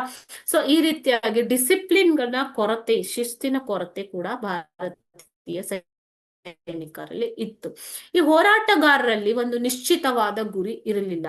ಸೊ ಈ ಹೋರಾಟ ನಡೆದಿದ್ದು ಏನಕ್ಕೆ? ಭಾರತದ ಸ್ವಾತಂತ್ರ್ಯಕ್ಕೆ. ಸೊ ಎಲ್ಲರ ಗುರಿ ಏನಾಗಿರ್ಬೇಕಾಗಿತ್ತು? ಭಾರತಕ್ಕೆ ಸ್ವಾತಂತ್ರ್ಯ ಕೊಡುವುದು, ಒಂದೇ ಒಂದು ನಿಶ್ಚಿತ ಗುರಿಯೊಂದಿಗೆ ಎಲ್ಲರೂ ಹೋರಾಡಬೇಕಾಗಿತ್ತು. ಆದ್ರೆ ಹಾಗಾಗ್ಲಿಲ್ಲ. ಇದರಿಂದಾಗಿ ದಂಗೆ ವಿಫಲವಾಯಿತು. ಹಲವಾರು ದೇಶೀಯ ಸಂಸ್ಥಾನಗಳ ರಾಜರು ಬ್ರಿಟಿಷರಿಗೆ ತೋರಿದ ನಿಷ್ಠೆಯಿಂದ ಸಿಪಾಯಿಗಳಿಗೆ ಬೆಂಬಲ ನೀಡಲಿಲ್ಲ. ಸೊ ಇವಾಗ ಭಾರತದ ಸ್ವಾತಂತ್ರ್ಯಕ್ಕೆ ಹೋರಾಡ್ತೀವಿ ಅಂದಾಗ ಅಲ್ಲಿ ಪ್ರಾಂತ್ಯಗಳು ಮುಖ್ಯ ಆಗ್ಬಾರ್ದು, ದೇಶ ಮುಖ್ಯ ಆಗ್ಬೇಕು ಅಲ್ವಾ? ಸೊ ಭಾರತೀಯ ಪ್ರಾಂತೀಯರಲ್ಲಿ ಒಗ್ಗಟ್ಟೇ ಇರಲಿಲ್ಲ ಅಂದಾಗ, ಭಿನ್ನಾಭಿಪ್ರಾಯಗಳು ಇತ್ತು ಅಂದಾಗ, ನೀವು ಮೊದ್ಲಿಂದ ನೋಡ್ಕೊಂಡು ಬಂದಿದ್ದೀರಾ, ಕರ್ನಾಟಕ ಯುದ್ಧ ಇರ್ಬೋದು, ಅಥವಾ ಆಂಗ್ಲೋ ಮೈಸೂರು ಯುದ್ಧ ಇರ್ಬೋದು, ಮರಾಠ ಯುದ್ಧ ಇರ್ಬೋದು. ಸೊ ಈ ರೀತಿ ಎಲ್ಲ ಯುದ್ಧಗಳಲ್ಲೂ ಆಲ್ಮೋಸ್ಟ್ ಭಾರತೀಯ ಸಹಕಾರದಿಂದನೇ ಬ್ರಿಟಿಷರು ಒಂದು ಯುದ್ಧವನ್ನ ಗೆಲ್ಲೋದಿಕ್ಕೆ ಸಾಧ್ಯವಾಗಿತ್ತು. ಈ ರೀತಿಯಾಗಿ ಹಲವಾರು ದೇಶೀಯ ಸಂಸ್ಥಾನಗಳ ರಾಜರು ಭಾರತೀಯ ಸಿಪಾಯಿಗಳಿಗೆ ಒಂದು ಬೆಂಬಲವನ್ನ ಕೊಡೋದ ಬಿಟ್ಟು ಬ್ರಿಟಿಷರಿಗೆ ನಿಷ್ಠೆಯನ್ನ ತೋರಿದರು. ಸೊ ಈ ನಿಷ್ಠೆಯನ್ನ ತೋರಿದ್ದರಿಂದಾಗಿ ಅವರಿಗೆ ಇನ್ನಷ್ಟು ಸಹಕಾರ ಭಾರತದಲ್ಲಿ ಸಿಕ್ತು. 1857 ದಂಗೆಯ ವಿರುದ್ಧ ಹೋರಾಡುವುದಕ್ಕೆ ಇನ್ನಷ್ಟು ಸಹಕಾರ ಸಿಕ್ಕಿದ ಹಾಗೆ ಆಯ್ತು. ಸೊ ಈ ರೀತಿಯಾಗಿ ಇದೂ ಒಂದು ಕೂಡ ದಂಗೆ ವಿಫಲತೆಗೆ ಕಾರಣವಾಯ್ತು. ಆಮೇಲೆ ಸಿಪಾಯಿಗಳಲ್ಲಿ ಒಂದು ಶಿಸ್ತು ಇರಲಿಲ್ಲ ಅಂತ ಹೇಳಿದೀವಿ. ಸಿಪಾಯಿಗಳು ಮಾಡಿದಂತಹ ಲೂಟಿ, ಕೆಲವೊಂದು ಕಡೆ ಲೂಟಿ, ದರೋಡೆ ಮುಂತಾದ ಗಂಭೀರವಾದ ತಪ್ಪುಗಳನ್ನ ಸಿಪಾಯಿಗಳು ಕೂಡ, ಸಿಪಾಯಿಗಳು ಅಂದ್ರೆ ಸೈನಿಕರು, ಭಾರತೀಯ ಸೈನಿಕರು ಮಾಡಿದ್ದರಿಂದಾಗಿ ಜನರ ವಿಶ್ವಾಸವನ್ನ ಅವರು ಕಳೆದುಕೊಳ್ತಾರೆ. ಜನರ ವಿಶ್ವಾಸವನ್ನ ಕಳೆದುಕೊಂಡಾಗ ಅವರಿಗೆ ಸಾಮಾನ್ಯ ಜನರ ಬೆಂಬಲ ಸಿಗೋದಿಲ್ಲ. ಸೊ ಈ ಎಲ್ಲ ಕಾರಣಗಳು ಒಟ್ಟಾಗಿ ಒಂದು ದಂಗೆಯ ವಿಫಲತೆಗೆ ಕಾರಣವಾಯಿತು. 1857 ದಂಗೆ ವಿಫಲತೆಗೆ ಕಾರಣ ಏನು ಅಂತ ಅವಲೋಕಿಸಿದಾಗ ಈ ಎಲ್ಲ ಸಣ್ಣ ಪುಟ್ಟ ತಪ್ಪುಗಳು, ಅಥವಾ ಗುರಿ ಇಲ್ಲದೆ ಇರುವುದು, ನಿರ್ದೇಶನವಿಲ್ಲದೆ ಇರುವುದು, ಒಗ್ಗಟ್ಟು ಇಲ್ಲದೆ ಇರುವುದು ಪ್ರಮುಖ ಕಾರಣ. ಅದೇ ರೀತಿ ದೇಶೀಯ ಸಂಸ್ಥಾನಗಳ ರಾಜರೇ, ನಮ್ಮ ದೇಶದ ಸಂಸ್ಥಾನಗಳ ರಾಜರೇ ಬ್ರಿಟಿಷರಿಗೆ ತೋರಿದ ನಿಷ್ಠೆ. ಸೊ ಈ ಎಲ್ಲ ಕಾರಣಗಳಿಂದಾಗಿ 1857 ದಂಗೆಯು ಹಲವಾರು ಕಾರಣಗಳ ಇಟ್ಟುಕೊಂಡು ದಂಗೆ ಮಾಡಿದ್ರು ಕೂಡ ಅದು ವಿಫಲವಾಗತ್ತೆ. ಓಕೆ, 7ನೇ ಪ್ರಶ್ನೆ. 1857 ಹೋರಾಟದ ಸಮಯದಲ್ಲಿ ಬ್ಯಾರಕ್ಪುರದಲ್ಲಿ ಬ್ರಿಟಿಷ್ ಅಧಿಕಾರಿಯನ್ನ ಯಾರು ಕೊಂದರು? ಸೊ ಇವಾಗ ನಿಮ್ಗೆ 1857 ದಂಗೆಗೆ ತಕ್ಷಣದ ಕಾರಣ ಆಗಿದ್ದು ತುಪಾಕಿಗಳಿಗೆ ಹಂದಿ ಮತ್ತು ಕೊಬ್ಬನ್ನ ಸವರಿದ್ದು. ಆ ಸಮಯದಲ್ಲಿಯೇ ಬ್ಯಾರಕ್ಪುರದಲ್ಲಿ ಇದರಿಂದ ಸಿಟ್ಟುಗೊಂಡು, ಕೋಪಗೊಂಡು ಬ್ರಿಟಿಷರ ವಿರುದ್ಧ ಸಿಡಿದೆದ್ದು ಒಬ್ಬ ಅಧಿಕಾರಿಯನ್ನ ಒಬ್ಬ ಸೈನಿಕ ಕೊಲ್ತಾನೆ. ಸೊ ಯಾರು ಅದು ಅಂತ? 1857 ದಂಗೆ ಸಮಯದಲ್ಲಿ ಬ್ಯಾರಕ್ಪುರದಲ್ಲಿ ಭಾರತೀಯ ಸೈನಿಕ ಮಂಗಲ್ ಪಾಂಡೆಯು ಬ್ರಿಟಿಷ್ ಅಧಿಕಾರಿಯನ್ನ ಕೊಂದನು. ಓಕೆ, ಕೊಂದಿರೋದು ಯಾರು? ಮಂಗಲ್ ಪಾಂಡೆ ಎನ್ನುವಂತಹ ಭಾರತೀಯ ಸೈನಿಕ. ಇದು 1 ಮಾರ್ಕ್ಗೆ ಬರ್ಬಹುದು, ಕೇಳ್ಬಹುದು. ಓಕೆನಾ?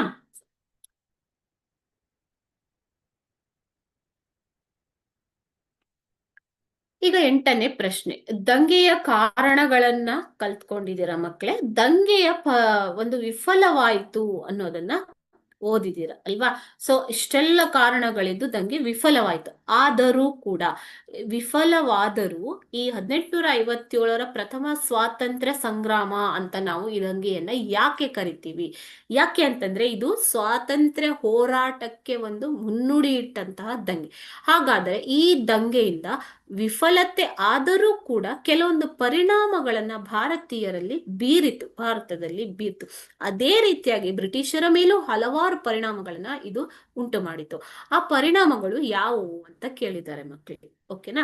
1857 ದಂಗೆಗೆ ದಂಗೆಯ ಪರಿಣಾಮಗಳು ಯಾವುವು? ಇದು ಕೂಡ ಒಂದು ಇಂಪಾರ್ಟೆಂಟ್ ಕ್ವಶನ್ ಏನೆ, ಕೆಲವೊಂದು ಪ್ರಶ್ನೆ ಪತ್ರಿಕೆಯಲ್ಲಿ ಬಂದಿರುವಂತದ್ದು. ಓಕೆ, ಸೊ ಈಸ್ಟ್ ಇಂಡಿಯಾ ಕಂಪನಿಯ ಆಡಳಿತವು ಇದರಿಂದ ಕೊನೆಗೊಂಡು ಬ್ರಿಟಿಷ್ ಸಾಮ್ರಾಜ್ಞಿಗೆ ಆಡಳಿತವು ವರ್ಗಾವಣೆಗೊಂಡಿತು. ಅಂದ್ರೆ ಬ್ರಿಟನ್ ರಾಣಿ ನೇರವಾಗಿ ಭಾರತದ ಆಡಳಿತದ ಮೇಲೆ ಉಸ್ತುವಾರಿಯನ್ನ ಪಡೆದುಕೊಳ್ತಾರೆ ದಂಗೆಯ ಪರಿಣಾಮವಾಗಿ. ಓಕೆನಾ?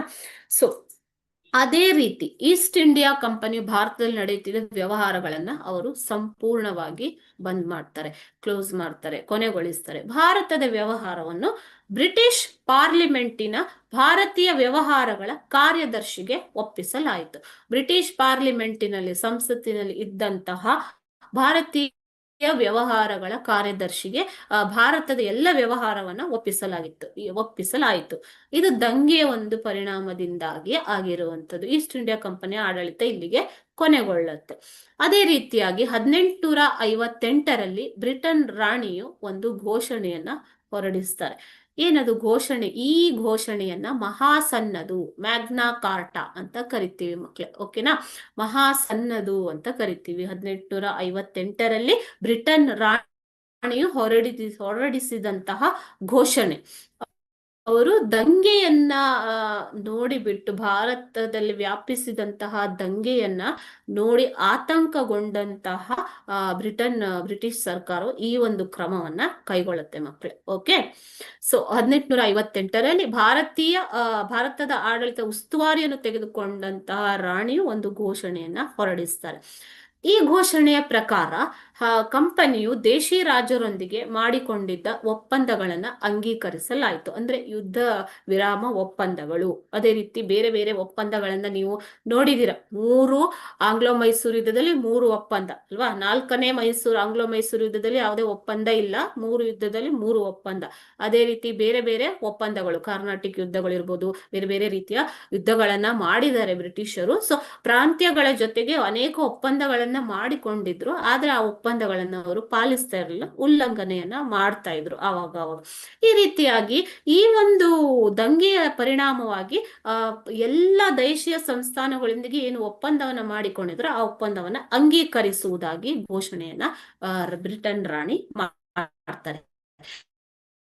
ಪ್ರಾದೇಶಿಕ ವಿಸ್ತರಣೆ ಅಪೇಕ್ಷೆಯನ್ನು ಕೈಬಿಡುವುದು. ಈಗ ಮಹತ್ವಾಕಾಂಕ್ಷಿಯಾಗಿದ್ದಂತಹ ವೆಲ್ಲೆಸ್ಲಿ, ಕಾರ್ನ್ವಾಲಿಸ್ ಅಂತ ಅಧಿಕಾರಿಗಳು ಬೇರೆ ಬೇರೆ ಪಾಲಿಸಿ ನೀತಿಗಳ ಮೂಲಕ ಪ್ರಾಂತೀಯ ವಿಸ್ತರಣೆಯನ್ನ, ಪ್ರಾದೇಶಿಕವಾಗಿ ಭಾರತದಲ್ಲಿ ವಿಸ್ತರಣೆಯನ್ನ ಮಾಡ್ತಾ ಹೋಗ್ತಾರೆ ಅಲ್ವಾ, ಸಂಸ್ಥಾನಗಳನ್ನ ಒಳಪಡಿಸಿಕೊಂಡು. ಈ ರೀತಿಯ ಒಂದು ಪ್ರಾದೇಶಿಕ ವಿಸ್ತರಣೆಯನ್ನ ಕೈ ಬಿಡುವುದು ಅನ್ನುವಂತ ನಿರ್ಧಾರವನ್ನ ಬ್ರಿಟನ್ ರಾಣಿ ಕೈಗೊಂಡು ಅದನ್ನ ಘೋಷಿಸ್ತಾರೆ. ಭಾರತೀಯರಿಗೆ ಒಂದು ಸುಭದ್ರ ಸರ್ಕಾರವನ್ನು ನೀಡುವುದಾಗಿ ಅಂಗೀಕರಿಸ್ತಾರೆ. ಓಕೆನಾ? ಭಾರತೀಯರಿಗೆ ಒಂದು ಸುಭದ್ರವಾದ, ಭಾರತೀಯರ ಪರವಾದ ಸರ್ಕಾರವನ್ನ ನೀಡುವುದು ಅನ್ನುವಂತಹ ಒಂದು ಘೋಷಣೆಯನ್ನ ಹೊರಡಿಸ್ತಾರೆ. ಕಾನೂನಿನ ಮುಂದೆ ಎಲ್ಲರೂ ಸಮಾನರು. ಅಂದ್ರೆ ಈಗ ಪಾಲಿಸಿ, ಬ್ರಿಟಿಷರು ತಂದಂತಹ ಎಲ್ಲಾ ನೀತಿಗಳು ಭಾರತೀಯರಿಗೆ ಪಕ್ಷಪಾತವಾಗಿಯೇ ಇದ್ದವು, ಭಾರತೀಯರ ಪರವಾಗಿ ಇರಲಿಲ್ಲ. ಆದರೆ ಈ ಒಂದು ದಂಗೆ ಪರಿಣಾಮವಾಗಿ ಬ್ರಿಟನ್ ರಾಣಿಯ ಘೋಷಣೆಯಲ್ಲಿ ಏನ್ ಹೇಳ್ತಾರೆ ಅಂತಂದ್ರೆ, ಈ ಕಾನೂನು ಇನ್ನು ಮುಂದೆ ಎಲ್ಲರಿಗೂ ಸಮಾನವಾಗಿರುತ್ತೆ, ಭಾರತೀಯರು ಬ್ರಿಟಿಷರು ಎಲ್ಲರಿಗೂ ಅನ್ನುವಂತಹ ಒಂದು ಘೋಷಣೆಯನ್ನ ಮಾಡ್ತಾರೆ. ಧಾರ್ಮಿಕ ಸಹಿಷ್ಣುತೆಯೊಂದಿಗೆ ಭಾರತೀಯರ ಧಾರ್ಮಿಕ ವಿಷಯಗಳಲ್ಲಿ ಹಸ್ತಕ್ಷೇಪ ಮಾಡುವಂತಿಲ್ಲ ಅನ್ನುವ ಘೋಷಣೆಯನ್ನ ಕೈಗೊಳ್ತಾರೆ. ಸೊ ಭಾರತೀಯರ ಧಾರ್ಮಿಕ ಭಾವನೆಗಳಿಗೆ ಧಕ್ಕೆಯಾಗದ ರೀತಿಯಲ್ಲಿ ಆಡಳಿತವನ್ನ ನಡೆಸುವಂತದ್ದು. ಓಕೆ, ಭಾರತ ಹಲವಾರು ಧರ್ಮಗಳ ಒಂದು ರಾಷ್ಟ್ರ ಅಲ್ವಾ, ಆಗಿತ್ತು ಮುಂಚೆಯಿಂದನು, ಈಗ್ಲೂ ಅಷ್ಟೇ. ಅದೇ ರೀತಿ ಭಾರತೀಯ ಧಾರ್ಮಿಕ ವಿಷಯಗಳಲ್ಲಿ ಯಾವುದೇ ರೀತಿಯ ಹಸ್ತಕ್ಷೇಪ ಮಾಡುವಂತಿಲ್ಲ ಅನ್ನೋ ನಿರ್ಧಾರವನ್ನ ರಾಣಿ ಕೈಗೊಳ್ತಾರೆ. ಇದರಿಂದಾಗಿ ಬ್ರಿಟಿಷರಿಗೆ ಒಂದು ವಿಷಯ ಅರ್ಥ ಆಗತ್ತೆ, ದಂಗೆ ವಿಫಲವಾಯಿತು ಹೌದು, ಆದರೂ ಕೂಡ ಈ ದಂಗೆ ಬ್ರಿಟಿಷರಿಗೆ ಒಂದು ವಿಷಯವನ್ನ ಅರ್ಥ ಮಾಡಿಕೊಡತ್ತೆ ಮಕ್ಕಳೇ. ಏನು ಅಂತಂದ್ರೆ, ಭಾರತೀಯರ ಪ್ರೀತಿ ಬೆಂಬಲವಿಲ್ಲದೆ ಭಾರತದಲ್ಲಿ ಆಳ್ವಿಕೆ ಮಾಡುವುದು ಅಸಾಧ್ಯ ಎಂಬುದು ಬ್ರಿಟಿಷರಿಗೆ ಮನವರಿಕೆ ಆಗತ್ತೆ. ಇದು ಒಂದು ನಮ್ಮ ಹೋರಾಟದ ಒಂದು ಫಲ. ಓಕೆನಾ? So result is may be different, ಫಲಿತಾಂಶ ಬೇರೆ ಇರಬಹುದು, ಆದ್ರೆ ಅದು ಉಂಟು ಮಾಡಿದಂತಹ ಪರಿಣಾಮ ನೋಡಿ, ಇದು ಭಾರತದ ಸ್ವಾತಂತ್ರ್ಯ ಹೋರಾಟಕ್ಕೆ ಅಡಿಪಾಯವಾಯಿತು. ಸೊ ಅದಕ್ಕೋಸ್ಕರನೇ ನಾವೇನಂತ ಹೇಳ್ತೀವಿ, ಭಾರತೀಯ ಇತಿಹಾಸಕಾರರು 1857ರ ದಂಗೆ ಅಂತ ಹೇಳುವುದಿಲ್ಲ, ಭಾರತೀಯ ಪ್ರಥಮ ಸ್ವಾತಂತ್ರ್ಯ ಸಂಗ್ರಾಮ ಅಂತ ಹೇಳಿದ್ದಾರೆ. ಆದರೆ ಬ್ರಿಟಿಷರು ಇದನ್ನ ಏನಂತ ಕರೆದಿದ್ದಾರೆ ಮಕ್ಕಳೇ? ಸಿಪಾಯಿ ದಂಗೆ ಅಂತ ಕರೆದಿದ್ದಾರೆ ಅಲ್ವಾ. ಸೊ ಸಿಪಾಯಿ ದಂಗೆ ಅಂತ ಕರೆದಿರ್ಬಹುದು, ಆದರೆ ಇದು ಒಂದು ಏನು ಮಹತ್ವವಾದ ಒಂದು ಮನವರಿಕೆಯನ್ನ ಬ್ರಿಟಿಷರಿಗೆ ಮಾಡಿಕೊಟ್ಟಿತ್ತು. ಆಳವಾದ ಪರಿಣಾಮವನ್ನು ಕೂಡ ಈ ಒಂದು 1857ರ ದಂಗೆ ಬ್ರಿಟಿಷರ ಮೇಲೆ ಬೀರಿತು. ಓಕೆನಾ? ಸೊ ಇದು ದಂಗೆಯ ಒಂದು ಪರಿಣಾಮ.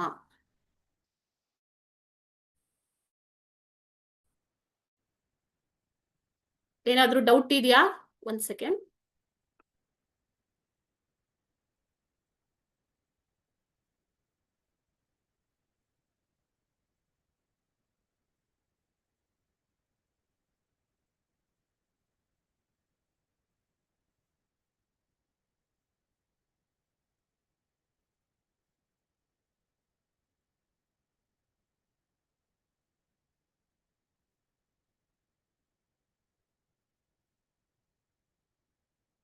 ಏನಾದ್ರೂ ಡೌಟ್ ಇದೆಯಾ? ಡೌಟ್ ಇದ್ರೆ ಕೇಳ್ಬೋದು.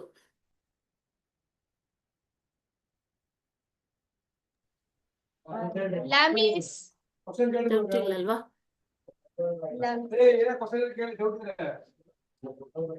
ಸೊ ಇದು ಈ ಒಂದು ಪಾಠದ ಮಹತ್ವದ ಪ್ರಶ್ನೆಗಳು ಓದ್ಕೊಳ್ಳಿ, ಆಯ್ತಾ? ಸೊ ಈಗ ನೆಕ್ಸ್ಟ್ ಪಾಠನ ನಾನು ಕಂಟಿನ್ಯೂ ಮಾಡ್ತೀನಿ.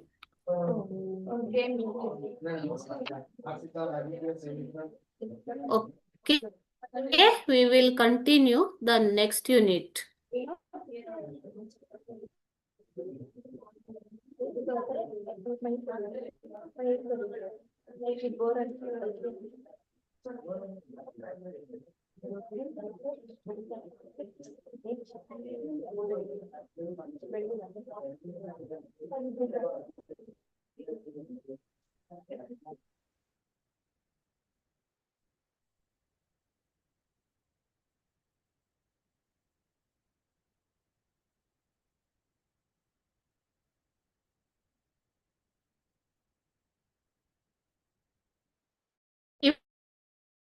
ಇವಾಗ ನೆಕ್ಸ್ಟ್ ಪಾಠ ಸ್ವಾತಂತ್ರ್ಯ ಹೋರಾಟ. 1857ರ ದಂಗೆಯು ಭಾರತದ ಸ್ವಾತಂತ್ರ್ಯ ಹೋರಾಟಕ್ಕೆ ಮುನ್ನುಡಿಯನ್ನ ಹಾಕಿಕೊಟ್ಟಿತು ಅಲ್ವಾ? ಸೊ ಈಗ ಸ್ವಾತಂತ್ರ್ಯ ಹೋರಾಟವನ್ನ ನೋಡೋಣ. ಕಲಿಕಾಂಶ ಇದರಲ್ಲಿ ಬರುವಂತದ್ದು ಭಾರತೀಯ ರಾಷ್ಟ್ರೀಯ ಕಾಂಗ್ರೆಸ್ ಬಗ್ಗೆ ಅರಿಯುವುದು, ಮಂದಗಾಮಿಗಳು, ತೀವ್ರಗಾಮಿಗಳು ಮತ್ತು ಕ್ರಾಂತಿಕಾರಿಗಳನ್ನ ಗುರುತಿಸುವಂತದ್ದು, ಸ್ವಾತಂತ್ರ್ಯ ಹೋರಾಟದಲ್ಲಿ ಗಾಂಧಿ ಯುಗದ ಬಗ್ಗೆ ತಿಳಿಯುವುದು, ಗಾಂಧೀಜಿಯವರ ಪಾತ್ರವೇನು, ಸೊ ಅವರು ಎಲ್ಲಿಯವರೆಗೆ ಹೋರಾಟವನ್ನ ಅಂದ್ರೆ ಯಾವ ಇಸ್ವಿಯಿಂದ ಯಾವ ಇಸ್ವಿಯವರೆಗೆ ಗಾಂಧಿ ಯುಗ ಅಂತ ಕರಿತೀವಿ ಅನ್ನೋದನ್ನ ತಿಳಿಯುವುದು, ರೈತರು ಮತ್ತು ಕಾರ್ಮಿಕ ಪ್ರತಿಭಟನೆಗಳ ಬಗ್ಗೆ ಮಾಹಿತಿಯನ್ನ ಪಾತ್ರವನ್ನ ತಿಳಿಯುವುದು, ಅದೇ ರೀತಿ ಭಾರತದ ವಿಭಜನೆಯ ಬಗ್ಗೆ ಅರಿಯುವುದು. ಈ ಒಂದು ಪಾಠದಲ್ಲಿ ನೀವು ಕಲಿತಿರುವಂತಹ ಅಂಶಗಳು, ಈಗ ಅರಿಯುವುದಲ್ಲ, ಕಲಿತಿರುವಂತದ್ದು. ಸೊ ಇದರ ಒಂದು ಏನೇನ್ ನಿಮ್ಗೆ ಇದರಲ್ಲಿ ಸಿಲೆಬಸ್ ಕೊಟ್ಟಿದ್ದಾರೆ, ಓಕೆನಾ? ಇದಿಷ್ಟು ಈ ಪಾಠದಲ್ಲಿ ನೀವು ಆಲ್ರೆಡಿ ಕಲ್ತಿದ್ದೀರಾ.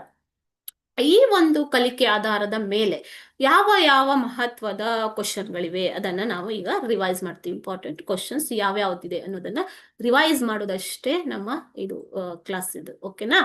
ಸ್ವಾತಂತ್ರ್ಯ ಹೋರಾಟ, ಇದರಲ್ಲಿ ಅಂಕಗಳ ವಿವರ ಹೇಗೆ ಅಂತಂದ್ರೆ 4 ಅಂಕದ ಒಂದು ಪ್ರಶ್ನೆ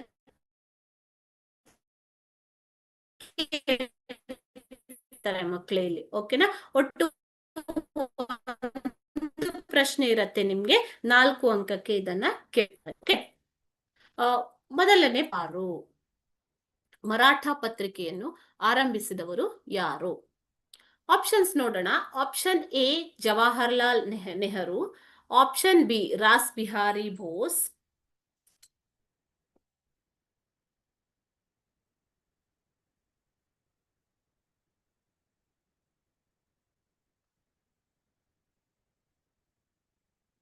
ಓಕೆನಾ? ಜವಾಹರ್ಲಾಲ್ ನೆಹರು, ಆಪ್ಷನ್ ಬಿ ರಾತು, ಆಪ್ಷನ್ ಡಿ ಗೋಪಾಲಕೃಷ್ಣ ಗೋಖಲೆ. ಸರಿಯಾದ ಉತ್ತರ ಬಂದ್ಬಿಟ್ಟು ಆಪ್ಷನ್ ಸಿ ಬಾಲಗಂಗಾಧರ ತಿಲಕ್ ರವರು ಮರಾಠ ಎನ್ನುವಂತಹ ಆಂಗ್ಲ ಭಾಷೆಯ ಪತ್ರಿಕೆಯನ್ನ ಪ್ರಾರಂಭ ಮಾಡ್ತಾರೆ. ಅವರು 2 ಪತ್ರಿಕೆಯನ್ನ ಪ್ರಾರಂಭಿಸ್ತಾರೆ ಮಕ್ಕಳೇ, ಮರಾಠ ಒಂದು, ಇನ್ನೊಂದು ಕೇಸರಿ. ಮರಾಠ ಅನ್ನುವಂಥದ್ದು ಆಂಗ್ಲ ಭಾಷೆಯ ಪತ್ರಿಕೆ, ಅದೇ ರೀತಿ ಕೇಸರಿ ಅನ್ನುವಂಥದ್ದು ಮರಾಠಿ ಪತ್ರಿಕೆ. ಈ ಪತ್ರಿಕೆಗಳ ಮೂಲಕ ಜನರಲ್ಲಿ ಸ್ವಾತಂತ್ರ್ಯ ಹೋರಾಟದ ಒಂದು ಕಿಡಿಯನ್ನ ಹೊತ್ತಿಸ್ತಾರೆ ಬಾಲಗಂಗಾಧರ್ ತಿಲಕ್ ರವರು, ಓಕೆನಾ?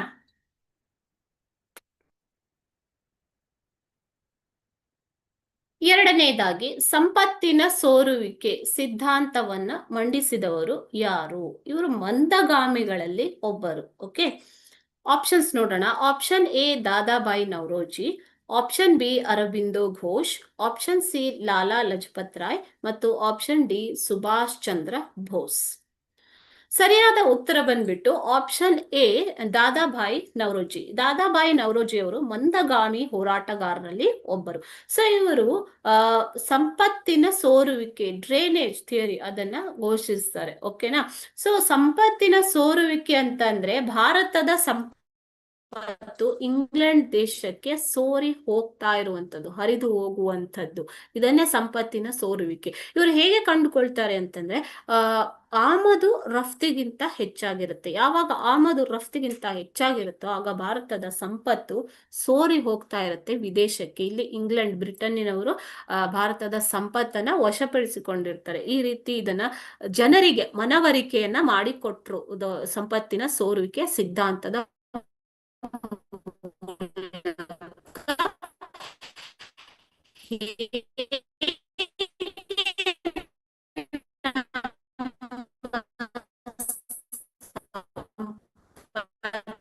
ಬ್ರಿಟನ್ಗೆ ಹರಿದು ಹೋಗ್ತಾ ಇದೆ ಅನ್ನುವಂಥದ್ದನ್ನ ಮನವರಿಕೆ ಮಾಡಿ ಕೊಡ್ತಾರೆ.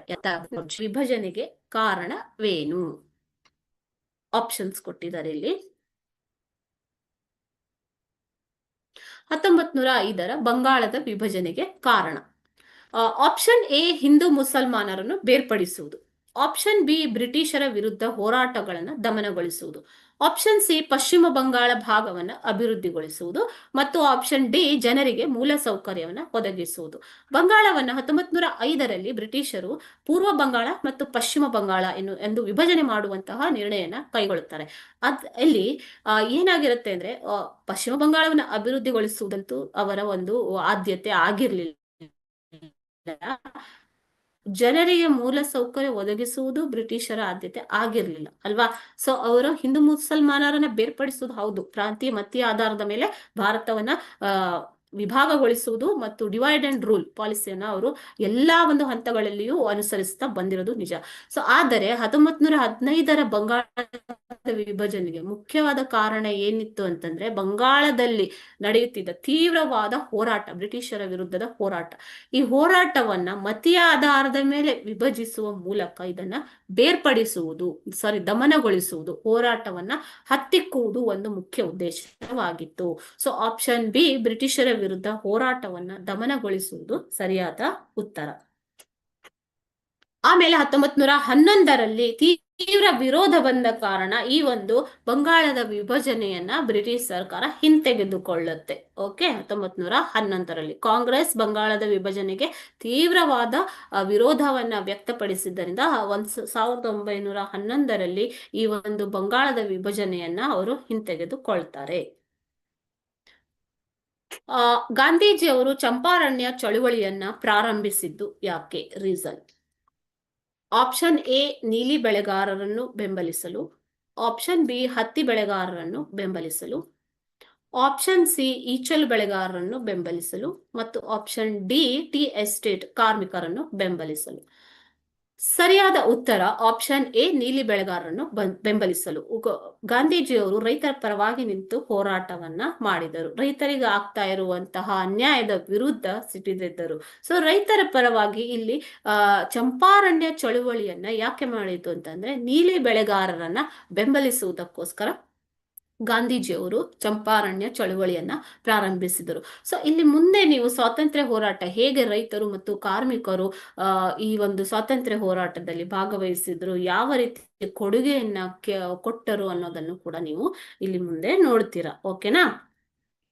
ಸೊ ಆಪ್ಷನ್ ಎ, ನೀಲಿ ಬೆಳೆಗಾರರನ್ನು ಬೆಂಬಲಿಸಲು ಅನ್ನುವುದು ಸರಿಯಾದ ಉತ್ತರ. ಇದನ್ನು ಕೂಡ ಒಂದು ಕ್ವಶನ್ ಪೇಪರ್ ಅಲ್ಲಿ ನಿಮ್ಗೆ ಕೇಳಿದ್ದಾರೆ. ಓಕೆನಾ? ನೆಕ್ಸ್ಟ್, ಭಾರತದ ಕೊನೆಯ ವೈಸ್ ರಾಯ್ ಯಾರು? ಭಾರತಕ್ಕೆ ಕೊನೆಯದಾಗಿ ಬಂದಂತಹ ವೈಸ್ ರಾಯ್ ಯಾರು? ಸೊ 1858ರ ಒಂದು ಮ್ಯಾಗ್ನಾ ಕಾರ್ಟಾ ಮಹಾಸನ್ನದುವಿನ ಮುಖಾಂತರ ಘೋಷಣೆಯನ್ನ ಮಾಡಿದ್ರು, ಘೋಷಣೆಯನ್ನ ಮಾಡಿದ್ರು ಅಲ್ವಾ. ಸೊ ಭಾರತೀಯರ ಪರವಾಗಿ ಆಡಳಿತ ನಡೆಸಬೇಕು ಅನ್ನುವಂಥದ್ದು. ಅದೇ ರೀತಿ ಆಮೇಲೆ ಸ್ವಾತಂತ್ರ್ಯ ಹೋರಾಟ ಶುರುವಾಗತ್ತೆ. ಬ್ರಿಟಿಷರ ವಿರುದ್ಧ ಎಲ್ಲ ಕಡೆಯಿಂದ ಹೋರಾಟವನ್ನ ಭಾರತೀಯರು ಮಾಡ್ತಾರೆ. ಕೊನೆಯದಾಗಿ ಭಾರತದ ವಿರುದ್ಧ ಬ್ರಿಟಿಷರು ಸೋಲೊಪ್ಪಿಕೊಳ್ಳಬೇಕಾಗತ್ತೆ, ಭಾರತಕ್ಕೆ ಸ್ವಾತಂತ್ರ್ಯವನ್ನ ಕೊಡ್ಬೇಕಾಗತ್ತೆ ಅಲ್ವಾ. ಸೊ ಕೊನೆಯ ವೈಸ್ ರಾಯ್ ಆಗಿ ಲಾರ್ಡ್ ಮೌಂಟ್ ಬ್ಯಾಟನ್ ಅವರನ್ನ 1946ರಲ್ಲಿ ಬ್ರಿಟಿಷ್ ಸರ್ಕಾರ ಕಳಿಸಿತು. ಯಾವಾಗ? 1946 ಮಾರ್ಚ್ ಅಲ್ಲಿ ಕೊನೆಯದಾಗಿ viceroy Lord Mountbatten ಅವರು ಭಾರತಕ್ಕೆ ಬರ್ತಾರೆ. ಒಂದು ಕೊನೆಯ ವೈಸ್ರಾಯ್. ನಂತರ ನಿಮ್ಗೆ ಗೊತ್ತೇ ಇದೆ 1947 ಆಗಸ್ಟ್ 15ರಂದು ಭಾರತಕ್ಕೆ ಸ್ವಾತಂತ್ರ್ಯ ಸಿಗತ್ತೆ. ಬ್ರಿಟಿಷರು ಭಾರತದಿಂದ ಹಿಂತಿರುಗಿ ಹೋಗ್ತಾರೆ. ಓಕೆನಾ? ಸೊ ಕೊನೆಯ ವೈಸ್ರಾಯ್ ಯಾರು ಹಾಗಾದ್ರೆ? Lord Mount baton. 6ನೇ ಪ್ರಶ್ನೆ, ಫಾರ್ವರ್ಡ್ ಬ್ಲಾಕ್ ಪಕ್ಷದ ಸ್ಥಾಪಕರು ಯಾರು ಅಂತ ಕೇಳಿದ್ದಾರೆ. ಫಾರ್ವರ್ಡ್ ಬ್ಲಾಕ್ ಎನ್ನುವಂತಹ ಪಕ್ಷ, ಇದರ ಸ್ಥಾಪಕರು ಯಾರು ಅಂತ ಕೇಳಿದ್ದಾರೆ ಮಕ್ಕಳೇ. ಗೊತ್ತಾಗಿರ್ಬೇಕು ನಿಮ್ಗೆ. ನೇತಾಜಿ ಸುಭಾಷ್ ಚಂದ್ರ ಬೋಸ್ ರವರು ಫಾರ್ವರ್ಡ್ ಬ್ಲಾಕ್ ಪಕ್ಷದ ಸ್ಥಾಪಕರು. ಇವರು ಮೊದಲು ಕಾಂಗ್ರೆಸ್ ಅಲ್ಲಿದ್ರು. ಕಾಂಗ್ರೆಸ್ಸಿನ ಒಂದು ಮನೋಭಾವನೆ, ಗಾಂಧೀಜಿಯವರ ಹೋರಾಟದ ರೀತಿ ನೀತಿಗಳಿಂದ ಅವರು ಬೇಸತ್ತು ಕಾಂಗ್ರೆಸ್ನಿಂದ ಹೊರಗೆ ಬಂದು ಫಾರ್ವರ್ಡ್ ಬ್ಲಾಕ್ ಪಕ್ಷವನ್ನ ಸ್ಥಾಪನೆ ಮಾಡ್ತಾರೆ. ಸೊ ಫಾರ್ವರ್ಡ್ ಬ್ಲಾಕ್ ಪಕ್ಷವನ್ನ ಸ್ಥಾಪಿಸಿದವರು ನೇತಾಜಿ ಸುಭಾಷ್ ಚಂದ್ರ ಬೋಸ್. ಇವರು ಕೂಡ ಸ್ವಾತಂತ್ರ್ಯ ಹೋರಾಟದಲ್ಲಿ ಸಕ್ರಿಯವಾಗಿ ಭಾಗವಹಿಸ್ತಾರೆ. ಭಾರತದಲ್ಲಿ ಅಷ್ಟೇ ಅಲ್ಲದೆ ವಿದೇಶದಲ್ಲೂ. ಓಕೆನಾ? ಸೊ ಅವರು ಯಾವ ರೀತಿ ಹೋರಾಡಿದ್ರು, ಅವರ ಕೊಡುಗೆ ಏನು ಅನ್ನೋದನ್ನ ನೀವು ನೆಕ್ಸ್ಟ್ ಕ್ವಶನ್ ಅಲ್ಲಿ ಪಾರ್ಟ್ ಅಲ್ಲಿ ನೋಡ್ತೀರಾ. ಓಕೆ. 7ನೇ ಪ್ರಶ್ನೆ, ಭಾರತದ ಸ್ವಾತಂತ್ರ್ಯ ಹೋರಾಟದಲ್ಲಿ ಮಂದಗಾಮಿಗಳ ಪಾತ್ರವನ್ನ ತಿಳಿಸಿ ಅಂತ ಕೇಳಿದ್ದಾರೆ. ಸೊ ಮಂದಗಾಮಿಗಳ ಪಾತ್ರ, ಇದು ಒಂದು ಭಾರತದ ಸ್ವಾತಂತ್ರ್ಯ ಹೋರಾಟದ ಮೊದಲನೇ ಹಂತ ಮಕ್ಕಳೇ. 1885 ಗಾಮಿಗಳ ಯುಗ ಅಂತ ಹೇಳ್ಬೋದು. 20 ವರ್ಷ, ಮೊದಲ 20 ವರ್ಷಗಳು ಮಂದಗಾಮಿಗಳ ಯುಗವಾಗಿರುತ್ತೆ ಈ ಒಂದು ಸ್ವಾತಂತ್ರ್ಯ ಹೋರಾಟದಲ್ಲಿ. 1885ರಲ್ಲಿ ಯಾವ ಪಕ್ಷ ಸ್ಥಾಪನೆ ಆಯ್ತು? ಕಾಂಗ್ರೆಸ್ ಪಕ್ಷ ಸ್ಥಾಪನೆ ಆಗತ್ತೆ. ಎ.ಓ. ಹ್ಯೂಮ್ ರವರಿಂದ ಸ್ಥಾಪನೆಗೊಂಡಂತಹ ಕಾಂಗ್ರೆಸ್ ಪಕ್ಷ ಅಲ್ವಾ? ಸೊ ಇಲ್ಲಿ ಮಂದಗಾಮಿಗಳ ಪಾತ್ರ ನೋಡೋಣ. ಓಕೆ, ಈ ಎಕ್ಸ್ಟ್ರಾ ಇನ್ಫಾರ್ಮೇಶನ್ ಅವಾಗವಾಗ ಇರೋದು. ಓಕೆ, ಇದೆಲ್ಲ ಎಕ್ಸ್ಟ್ರಾ ಇನ್ಫಾರ್ಮೇಶನ್. ಓಕೆನಾ ಮಕ್ಕಳೇ? ಕಾಂಗ್ರೆಸ್ ಪಕ್ಷ ಸ್ಥಾಪನೆಗೊಂಡಿದ್ದು ಕೇಳ್ಬೋದು, ನಿಮ್ಗೆ ಹೇಳಕ್ಕಾಗಲ್ಲ. ಕಾಂಗ್ರೆಸ್ ಪಕ್ಷವನ್ನ ಸ್ಥಾಪಿಸಿದವರು ಯಾರು, ಕಾಂಗ್ರೆಸ್ ಪಕ್ಷ ಯಾವಾಗ ಸ್ಥಾಪನೆಗೊಂಡಿತ್ತು ಅನ್ನುವಂಥದ್ದು. ಎಂ.ಜಿ. ರಾನಡೆ, ಸುರೇಂದ್ರನಾಥ್ ಬ್ಯಾನರ್ಜಿ, ದಾದಾಬಾಯಿ ನವರೋಜಿ, ಗೋಪಾಲಕೃಷ್ಣ ಗೋಖಲೆ ಇವರು ಪ್ರಮುಖ ಮಂದಗಾಮಿ ನಾಯಕರಾಗಿದ್ದರು. ಮಂದಗಾಮಿಗಳು ಅಂತಂದ್ರೆ ಅವರು ಪ್ರಾರ್ಥನೆ ಮತ್ತು ಬೇಡಿಕೆಗಳ ಮೂಲಕ ಸರ್ಕಾರದ ಮುಂದೆ ತಮ್ಮ ಒಂದು ಬೇಡಿಕೆಯನ್ನ ಇಡ್ತಾ ಇದ್ರು. ಸೊ ಹೆಸರೇ ಹೇಳುವಂತೆ ಮಂದಗಾಮಿಗಳು ಅಂತಂದ್ರೇನು? ತೀವ್ರವಾದ ಹೋರಾಟವನ್ನಾಗಲಿ ಅಥವಾ ಯಾವುದೇ ಹಿಂಸಾತ್ಮಕವಾದ ಹೋರಾಟಕ್ಕಾಗಲಿ ಇಳಿಯುವಂತವರಲ್ಲ ಮಂದಗಾಮಿಗಳು. ಓಕೆ, ಸೊ ಅವರ ಒಂದು ಹೋರಾಟ ಹೇಗಿತ್ತು ಅಂದ್ರೆ ಪ್ರಾರ್ಥನೆ ಮತ್ತು ಬೇಡಿಕೆಗಳನ್ನ ಸರ್ಕಾರದ ಮುಂದೆ ಇಡುವುದು. ಬ್ರಿಟಿಷ್ ಆಳ್ವಿಕೆ ಮತ್ತು ಅವರ ನ್ಯಾಯಪರತೆಯಲ್ಲಿ ಈ ಒಂದು ಮಂದಗಾಮಿಗಳು ಅಪಾರವಾದ ನಂಬಿಕೆಯನ್ನ ಇಟ್ಟಿದ್ದರು. ಅಂತಂದ್ರೆ ನಾವೇನಾದ್ರೂ ಬೇಡಿಕೆಯನ್ನ ಇಟ್ರೆ ಅದನ್ನ ಈಡೇರಿಸ್ತಾರೆ, ನ್ಯಾಯಪರವಾಗಿ ನ್ಯಾಯಯುತವಾಗಿ ನಮ್ಮ ಪರವಾಗಿ ತೀರ್ಪನ್ನು ಕೊಡ್ತಾರೆ ಅನ್ನುವಂತ ನಂಬಿಕೆಯನ್ನ ಮಂದಗಾಮಿಗಳು ಇಟ್ಟಿದ್ದರಿಂದಲೇ ಅವರು ಶಾಂತಿಯುತವಾಗಿ ಮತ್ತು ನ್ಯಾಯಯುತವಾಗಿ ಹೋರಾಟವನ್ನ ಮಾಡ್ತಾರೆ. ಜನರಿಗೆ ರಾಜಕೀಯ ಶಿಕ್ಷಣವನ್ನು ಕೊಡುವ ಪ್ರಯತ್ನವನ್ನ ಮಾಡ್ತಾರೆ. ಸೊ ಅಹಿಂಸಾತ್ಮಕವಾದ ಹೋರಾಟವನ್ನ ಬಿಟ್ಟು ಜನರಿಗೆ ಒಂದು ರಾಜಕೀಯ ಶಿಕ್ಷಣವನ್ನು ಕೊಡುವುದು. ಯಾವ ರೀತಿ ರಾಜಕೀಯ ಬೆಳವಣಿಗೆಗಳು ನಡೀತಾ ಇವೆ ಪ್ರಪಂಚದಾದ್ಯಂತ, ಭಾರತದಲ್ಲಿ ಯಾವ ರೀತಿ ನಡೀತಾ ಇವೆ, ಯಾವ ರೀತಿ ನೀತಿಗಳಿಂದ ಭಾರತೀಯರಿಗೆ ಅನ್ಯಾಯವಾಗ್ತಾ ಇದೆ, ಈ ರೀತಿಯ ಒಂದು ರಾಜಕೀಯ ಶಿಕ್ಷಣವನ್ನು ಕೊಡುವ ಪ್ರಯತ್ನವನ್ನ ಮಂದಗಾಮಿಗಳು ಮಾಡ್ತಾರೆ. ಸೊ ಅವರ ಬೇಡಿಕೆ ಮುಖ್ಯವಾಗಿ ಏನಿತ್ತು ಅಂತಂದ್ರೆ ದೇಶದ ಕೈಗಾರಿಕೆಗಳನ್ನ ಅಭಿವೃದ್ಧಿ ಪಡಿಸಬೇಕು. ಬರೀ ಬ್ರಿಟನ್ ಕೈಗಾರಿಕೆ ಅಭಿವೃದ್ಧಿ ಪಡಿಸೋದಲ್ಲ, ಅವರ ಕೈಗಾರಿಕೆಗಳಿಗೆ ಬೇಕಾದಂತ ಕಚ್ಚಾ ವಸ್ತುಗಳನ್ನು ಪೂರೈಸುವುದಷ್ಟೇ ಅಲ್ಲ, ಭಾರತದಲ್ಲೂ ಕೈಗಾರಿಕೆಗಳಿವೆ, ಕರಕುಶಲ ಗುಡಿ ಕೈಗಾರಿಕೆಗಳು ಇದ್ದಾವೆ. ಈ ಕೈಗಾರಿಕೆಗಳನ್ನ ಅಭಿವೃದ್ಧಿ ಪಡಿಸಬೇಕು, ಸೈನಿಕ ವೆಚ್ಚಗಳನ್ನ ಕಡಿಮೆ ಮಾಡಬೇಕು, ಉತ್ತಮ ಶಿಕ್ಷಣವನ್ನ ಜನರಿಗೆ ಕೊಡಬೇಕು ಅನ್ನುವಂಥದ್ದು ಮಂದಗಾಮಿಗಳ ಪ್ರಮುಖ ಬೇಡಿಕೆಗಳಾಗಿದ್ದವು. ಈ ಬೇಡಿಕೆಗಳನ್ನು ಅವರು ಆವಾಗ ಸರ್ಕಾರಕ್ಕೆ ಪ್ರಾರ್ಥನೆ ಮತ್ತು ಬೇಡಿಕೆಗಳ ಮೂಲಕ ಸಲ್ಲಿಸ್ತಾ ಇದ್ರು. ಆದ್ರೆ ಅದು ಯಾವುದು ಕೈಗೂಡ್ತಾ ಇರಲಿಲ್ಲ. ಬ್ರಿಟಿಷ್ ಆಳ್ವಿಕೆ ಪರಿಣಾಮಗಳನ್ನು ಅವರು ಅವಲೋಕಿಸುವುದಕ್ಕೆ ಶುರು ಮಾಡ್ತಾರೆ, ಅವಲೋಕಿಸುವುದಕ್ಕೆ ಪ್ರಾರಂಭಿಸ್ತಾರೆ. ಓಕೆನಾ? ಒಂದು ಅವರಲ್ಲಿ ಬ್ರಿಟಿಷ್ ಆಳ್ವಿಕೆ ಮತ್ತು ಅವರ ಒಂದು ನ್ಯಾಯಪರತೆಯಲ್ಲಿ ನಂಬಿಕೆ ಇದ್ದರೂ ಕೂಡ ಆಗು ಹೋಗುಗಳು ಏನಾಗ್ತಾ ಇವೆ ಪ್ರಪಂಚದಾದ್ಯಂತ ಅನ್ನೋದನ್ನ ತಿಳಿದುಕೊಂಡು, ಸೊ ಆಳ್ವಿಕೆಯಿಂದ ಏನು ದುಷ್ಪರಿಣಾಮ ಆಗ್ತಾ ಇದೆ ಭಾರತದಲ್ಲಿ ಅನ್ನೋದನ್ನ ಅವರು ಮಂದಗಾಮಿಗಳು ಅವಲೋಕಿಸ್ತಾರೆ. ಅದೇ ರೀತಿ ಭಾರತದ ಸಂಪತ್ತು ಹೇಗೆ ಇಂಗ್ಲೆಂಡಿಗೆ ಸೋರಿ ಹೋಗ್ತಾ ಇದೆ ಅನ್ನೋದನ್ನ ವಿವರಿಸ್ತಾರೆ. ಆಮದು ಹೆಚ್ಚಾಗಿ ರಫ್ತು ಕಡಿಮೆ ಆಗಿದ್ದರಿಂದ ಭಾರತದ ಸಂಪತ್ತು ಬ್ರಿಟಿಷ್ ಸರ್ಕಾರದ ಮೂಲಕ ಇಂಗ್ಲೆಂಡಿಗೆ ಹೇಗೆ ಸೋರಿ ಹೋಗ್ತಾ ಇದೆ ಅನ್ನೋದನ್ನ ಜನರಿಗೆ ತಿಳಿಸಿಕೊಡ್ತಾರೆ. ತಿಳಿಸಿಕೊಟ್ಟು ನ್ಯಾಯಯುತವಾಗಿ ಮೌನವಾಗಿ ಅಥವಾ ಅಹಿಂಸಾತ್ಮಕವಾಗಿ ಹೋರಾಟ ಮಾಡೋದಿಕ್ಕೆ ಜನರನ್ನ ಪ್ರೇರೇಪಣೆಗೊಳಿಸ್ತಾರೆ. ಇದು ಮಂದಗಾಮಿಗಳ ಹೋರಾಟದ ಒಂದು ರೀತಿ ನೀತಿ. ಇಲ್ಲಿ ಯಾವುದೇ ರೀತಿಯ ಹಿಂಸೆ ಇಲ್ಲ, ಯಾವುದೇ ರೀತಿಯ ಗಲಾಟೆ ಗಲಭೆ ದೊಂಬಿಗಳು ಇಲ್ಲದೇನೆ ಹೋರಾಟ ಮಾಡಿದಂಥವರು ಮಂದಗಾಮಿಗಳು. ಓಕೆನಾ? ಇನ್ನೊಂದು ಕ್ವಶನ್ ನೋಡ್ಬಿಡೋಣ. 8ನೇ ಪ್ರಶ್ನೆ, ಭಾರತದ ಸ್ವಾತಂತ್ರ್ಯ ಹೋರಾಟದಲ್ಲಿ ತೀವ್ರವಾದಿಗಳ ಪಾತ್ರವನ್ನ ವಿವರಿಸಿ. ತೀವ್ರಗಾಮಿಗಳು ಅಥವಾ ತೀವ್ರವಾದಿಗಳು ಅಂತ ಏನು ಹೇಳ್ತೀವಿ, ತೀವ್ರವಾದಿಗಳ ಹೋರಾಟದ ಪಾತ್ರವನ್ನ ವಿವರಿಸಿ ಅಥವಾ ಬಾಲಗಂಗಾಧರ್ ತಿಲಕ್ ರವರ ಹೋರಾಟವನ್ನು ವಿವರಿಸಿ ಅಂತ ಕೇಳಿದ್ದಾರೆ ಮಕ್ಕಳೇ. ಓಕೆ, ಸೊ ತಿಲಕರು, ಇಲ್ಲಿ ತಿಲಕರು ಮತ್ತು ತೀವ್ರವಾದಿಗಳು ಇಬ್ಬರದು ಹೋರಾಟದ ರೀತಿ ನೀತಿ ಒಂದೇ, ಅದನ್ನ ನೋಡೋಣ. ಓಕೆನಾ? ಸೊ ಬಾಲಗಂಗಾಧರ್ ತಿಲಕ್ ರವರು ಕೊಡುಗೆ ಏನು? 2ನೇ ಹಂತದ ಹೋರಾಟವಾಗಿ ತೀವ್ರಗಾಮಿಗಳ ಹೋರಾಟ ಬರುತ್ತೆ ಇಲ್ಲಿ. 1905ರಿಂದ, ನೀವು ಹೇಗೆ 1885ರಿಂದ 1905ರವರೆಗೆ ಮಂದಗಾಮಿಗಳ ಹೋರಾಟದ ಸ್ವರೂಪವನ್ನ ನೋಡ್ತೀರಾ. ಓಕೆನಾ? ಸೊ 1905ರಿಂದ 1920ರವರೆಗೆ ತೀವ್ರಗಾಮಿಗಳ ಒಂದು ಹೋರಾಟದ ಯುಗ. 2ನೇ ಹಂತ ಸ್ವಾತಂತ್ರ್ಯ ಹೋರಾಟದ 2ನೇ ಹಂತ 1905ರಿಂದ 1920ರವರೆಗೆ. 20ರ ನಂತರ ಬರುವಂತದ್ದು ಗಾಂಧಿ ಯುಗ ಅಲ್ವಾ ಮಕ್ಕಳೇ? ಸೊ ತಿಲಕರು ಸ್ವರಾಜ್ಯವು ನನ್ನ ಜನ್ಮ ಸಿದ್ಧ ಹಕ್ಕು, ಅದನ್ನ ಪಡೆದೇ ತೀರುತ್ತೇನೆ ಅಂತ ಘೋಷಿಸ್ತಾರೆ. ಓಕೆನಾ? ಘೋಷಿಸುವ ಮೂಲಕ ಬಹುಸಂಖ್ಯಾತ ಭಾರತೀಯರ ಮನದಾಳದ ಭಾವನೆಯನ್ನ ಹೊರಹಾಕ್ತಾರೆ.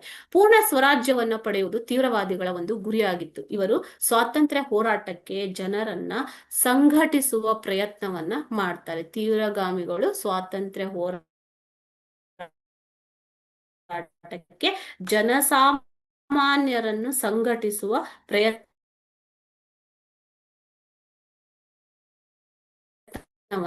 ಮಾಡ್ತಾರೆ. ಓಕೆನಾ? ಸೊ ತೀವ್ರಗಾಮಿಗಳ ಪ್ರಕಾರ ತೀವ್ರಗಾಮಿ ರಾಜಕೀಯ ಭಿಕ್ಷುಕರು ಅಂತ ಮಂದಗಾಮಿಗಳನ್ನ ಕರೀತಾರೆ ಮಕ್ಕಳೇ ಇವರು. ಓಕೆ, ಬಾಲಗಂಗಾಧರ್ ತಿಲಕ್, ಲಾಲಾ ಲಜಪತ್ ರಾಯ್, ಬಿಪಿನ್ ಚಂದ್ರ ಪಾಲ್. ಲಾಲ್ ಬಾಲ್ ಪಾಲ್ ಅಂತ ನಾವೇನ್ ಹೇಳ್ತೀವಿ, 3 ಪ್ರಮುಖ ನಾಯಕರು. ಬಿಪಿನ್ ಚಂದ್ರ ಪಾಲ್, ಲಾಲಾ ಲಜಪತ್ ರಾಯ್, ಬಾಲಗಂಗಾಧರ್ ತಿಲಕ್ ಮತ್ತು ಬಿಪಿನ್ ಚಂದ್ರ ಪಾಲ್. ಈ ತ್ರಿವಳಿಗಳನ್ನು ಲಾಲ್ ಬಾಲ್ ಪಾಲ್ ಅಂತ ಇತಿಹಾಸದಲ್ಲಿ ಹೇಳ್ತಾರೆ. ಓಕೆ, ಸೊ ಅದರ ಜೊತೆ ಅರಬಿಂದೋ ಘೋಷ್, ಇವರು ಕೂಡ ಪ್ರಮುಖ ತೀವ್ರಗಾಮಿ ಅಥವಾ ತೀವ್ರವಾದಿಗಳು. ಈ ಹಿನ್ನೆಲೆಯಲ್ಲಿ ಇವರು ಧಾರ್ಮಿಕ ಆಚರಣೆಗಳ ಮೂಲಕ ಜನರನ್ನ ಸಂಘಟಿಸಿ ಬ್ರಿಟಿಷ್ ವಿರುದ್ಧ ಹೋರಾಟಕ್ಕೆ ಸಜ್ಜುಗೊಳಿಸ್ತಾರೆ. ಧಾರ್ಮಿಕ ಆಚರಣೆಗಳು ಅಂತ ಅಂದ್ರೆ ಗಣೇಶೋತ್ಸವ, ಶಿವಾಜಿಯ ಮೂಲಕ ಜನರನ್ನ ಹೋರಾಟಕ್ಕೆ ಪ್ರೇರೇಪಿಸ್ತಾರೆ. ಅದೇ ರೀತಿ ಬಾಲಗಂಗಾಧರ್ ತಿಲಕರು ಮರಾಠಿ ಭಾಷೆಯಲ್ಲಿ ಕೇಸರಿ ಮತ್ತು ಇಂಗ್ಲಿಷ್ ಭಾಷೆಯಲ್ಲಿ ಮರಾಠ ಎನ್ನುವಂತ ಪತ್ರಿಕೆಗಳನ್ನ ಬ್ರಿಟಿಷರ ವಿರುದ್ಧ ಹೋರಾಟಕ್ಕೆ ಬಳಸಿಕೊಳ್ತಾರೆ. ಈ ಒಂದು ಪತ್ರಿಕೆಗಳ ಮೂಲಕ ತೀವ್ರಗಾಮಿಗಳು ಭಾರತೀಯರಲ್ಲಿ ಸ್ವಾತಂತ್ರ್ಯ ಹೋರಾಟದ ಕಿಚ್ಚನ್ನ ಹಚ್ಚಿಸ್ತಾರೆ. ಓಕೆನಾ?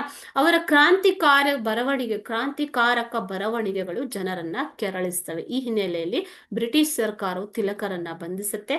ಜೈಲಿನಲ್ಲಿದ್ದರೂ ಕೂಡ ಬಾಲಗಂಗಾಧರ್ ತಿಲಕ್ ರವರು ಈ ಸಂದರ್ಭವನ್ನ ಸದುಪಯೋಗ ಪಡಿಸ್ಕೊಳ್ತಾರೆ ಜನರನ್ನ ಎಚ್ಚರಿಸುವ ಸಲುವಾಗಿ. ಸೊ ಅವರು ಗೀತಾ ರಹಸ್ಯ ಎನ್ನುವ ಗ್ರಂಥವನ್ನು ರಚಿಸುವ ಮೂಲಕ ಸ್ವಾತಂತ್ರ್ಯ ಹೋರಾಟಕ್ಕೆ ಜೈಲಿನಿಂದಲೇ ಮತ್ತಷ್ಟು ತೀವ್ರತೆಯನ್ನ ತಂದು ಕೊಡ್ತಾರೆ. ಸೊ ಇದು ತೀವ್ರಗಾಮಿಗಳ ಹೋರಾಟದ ಒಂದು ರೀತಿ ನೀತಿ. ಸೊ ಇವರಲ್ಲಿ ಪ್ರಮುಖವಾದಂತವ್ರು ಯಾರು ಮಕ್ಕಳೇ? ಅರಬಿಂದೋ ಘೋಷ್, ಲಾಲಾ ಲಜಪತ್ ರಾಯ್, ಬಾಲಗಂಗಾಧರ್ ತಿಲಕ್ ಮತ್ತು ಬಿಪಿನ್ ಚಂದ್ರ ಪಾಲ್. ಓಕೆ, ನೆನ್ಪಿಟ್ಕೋತಿರಲ್ವಾ? ಇವರು ತೀವ್ರಗಾಮಿಗಳು. ಓಕೆನಾ?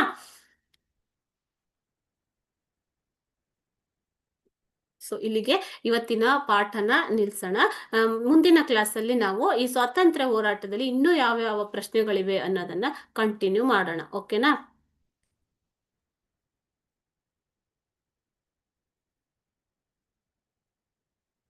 ಏನಾದ್ರೂ ಡೌಟ್ ಇದೆಯಾ? ಅನ್ಮ್ಯೂಟ್ ಮಾಡ್ಕೊಂಡು ಕೇಳ್ಬೋದು. ಏನಾದ್ರೂ ಡೌಟ್ ಇದ್ರೆ ಕೇಳಿ, ಇಲ್ಲ ಅಂದ್ರೆ ನೆಕ್ಸ್ಟ್ ಕ್ಲಾಸ್ ಅಲ್ಲಿ ಕಂಟಿನ್ಯೂ ಮಾಡೋಣ.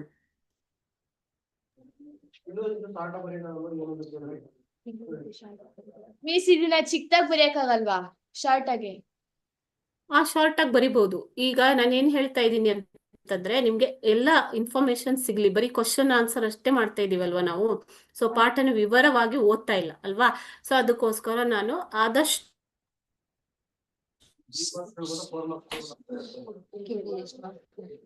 ಹೆಚ್ಚಿಗೆ ಇನ್ಫಾರ್ಮೇಶನ್ ಕೊಡೋಣ. ಓಕೆನಾ ಮಕ್ಳೇ? 10 ಪಾಯಿಂಟ್ ಹೇಳಿದ್ರೆ ಅದ್ರಲ್ಲಿ ಒಂದು 6-7 ಪಾಯಿಂಟ್ ನೆನ್ಪಿಟ್ಕೋತೀರಾ ಅಲ್ವಾ. ಸೊ 12 ಪಾಯಿಂಟ್ ಹೇಳಿದ್ರೆ ಒಂದು 7-8 ಪಾಯಿಂಟ್ ನೆನ್ಪಿಟ್ಕೋತೀರಾ, ಹೌದಲ್ವಾ. ಸೊ ಅದಕ್ಕೆ ತುಂಬಾ ಕಡಿಮೆ ಇನ್ಫಾರ್ಮೇಶನ್ ಕೊಟ್ರೆ ಕಡಿಮೆ ನೆನಪಿರುತ್ತೆ. ಅದಕ್ಕೋಸ್ಕರ ನಾನು ಎಷ್ಟಾಗತ್ತೋ ಅಷ್ಟು ಒಂದೊಂದು ಕ್ವಶನ್ ಅಲ್ಲಿ ಇನ್ಫಾರ್ಮೇಶನ್ ಕೊಡೋಣ ಅನ್ನೋದಕ್ಕೋಸ್ಕರ ಹಾಕಿರೋದು. ಓಕೆನಾ ಮಕ್ಳೇ? ನಾವು ಅವರು ಇಲ್ಲಿ ಕ್ರಾಂತಿಕಾರಿ ಮರಾಠ ಮತ್ತು ಕೇಸರಿ ಪತ್ರಿಕೆಯನ್ನ ಪ್ರಾರಂಭಿಸಿ ಜನರನ್ನ ಪ್ರೇರೇಪಿಸಿದ್ರು ಅಂತ ಬರೆದ್ರೆ 1 ಪಾಯಿಂಟ್ ಮುಗ್ದೋಗುತ್ತೆ. ಓಕೆ.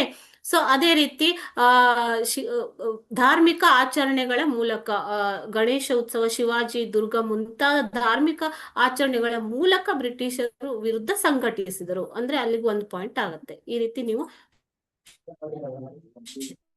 ಚಾರ್ಟ್ ಮಾಡಿ ಬರಿಬಹುದು, ಆದ್ರೆ ಇರೋ ಎಲ್ಲ ಇನ್ಫಾರ್ಮೇಶನ್ ಹಾಕ್ಬೇಕಾಗತ್ತೆ. ಓಕೆನಾ? ಕ್ಲಿಯರ್? ಓಕೆ. ಸೊ ಓದ್ಕೋತಾ ಇದ್ದೀರಲ್ವಾ. ಸೊ ನೆಕ್ಸ್ಟ್ ಕ್ಲಾಸ್ ಅಲ್ಲಿ ಇದರಲ್ಲೇ ಬರುವಂತ ಕೆಲವೊಂದು ಕ್ವಶನ್ಸ್ ಗಳಿದ್ದಾವೆ, ಇಂಪಾರ್ಟೆಂಟ್ ಕ್ವಶನ್ಗಳು, ಅದನ್ನ ಕಂಟಿನ್ಯೂ ಮಾಡೋಣ. ಅದ್ರ ಜೊತೆಗೆ ಮುಂದಿನ ಪಾಠದಲ್ಲಿ ಎಷ್ಟು ಮಾಡಕ್ಕಾಗತ್ತೆ ಕ್ವಶನ್ ಅಷ್ಟು ಮಾಡೋಣ. ಕಡಿಮೆ ಸಮಯ ಇರೋದ್ರಿಂದ ಹೆಚ್ಚಿಗೆ ಪಾಠಗಳನ್ನ ಕವರ್ ಮಾಡ್ಬೇಕಾಗಿರೋದ್ರಿಂದ ನಾನು ಇಂಪಾರ್ಟೆಂಟ್ ಇರುವಂತ ಕ್ವಶನ್ಸ್ ನ ಹಾಕಿ ಅದರಲ್ಲೇನೆ ಎಕ್ಸ್ಟ್ರಾ ಇನ್ಫಾರ್ಮೇಶನ್ ಏನೇನ್ ಕೊಡ್ಬೋದು ಅನ್ನೋದನ್ನ ಅದನ್ನ ಹೇಳ್ತಾ ಇದೀನಿ. ಓಕೆ. Okay, thank you.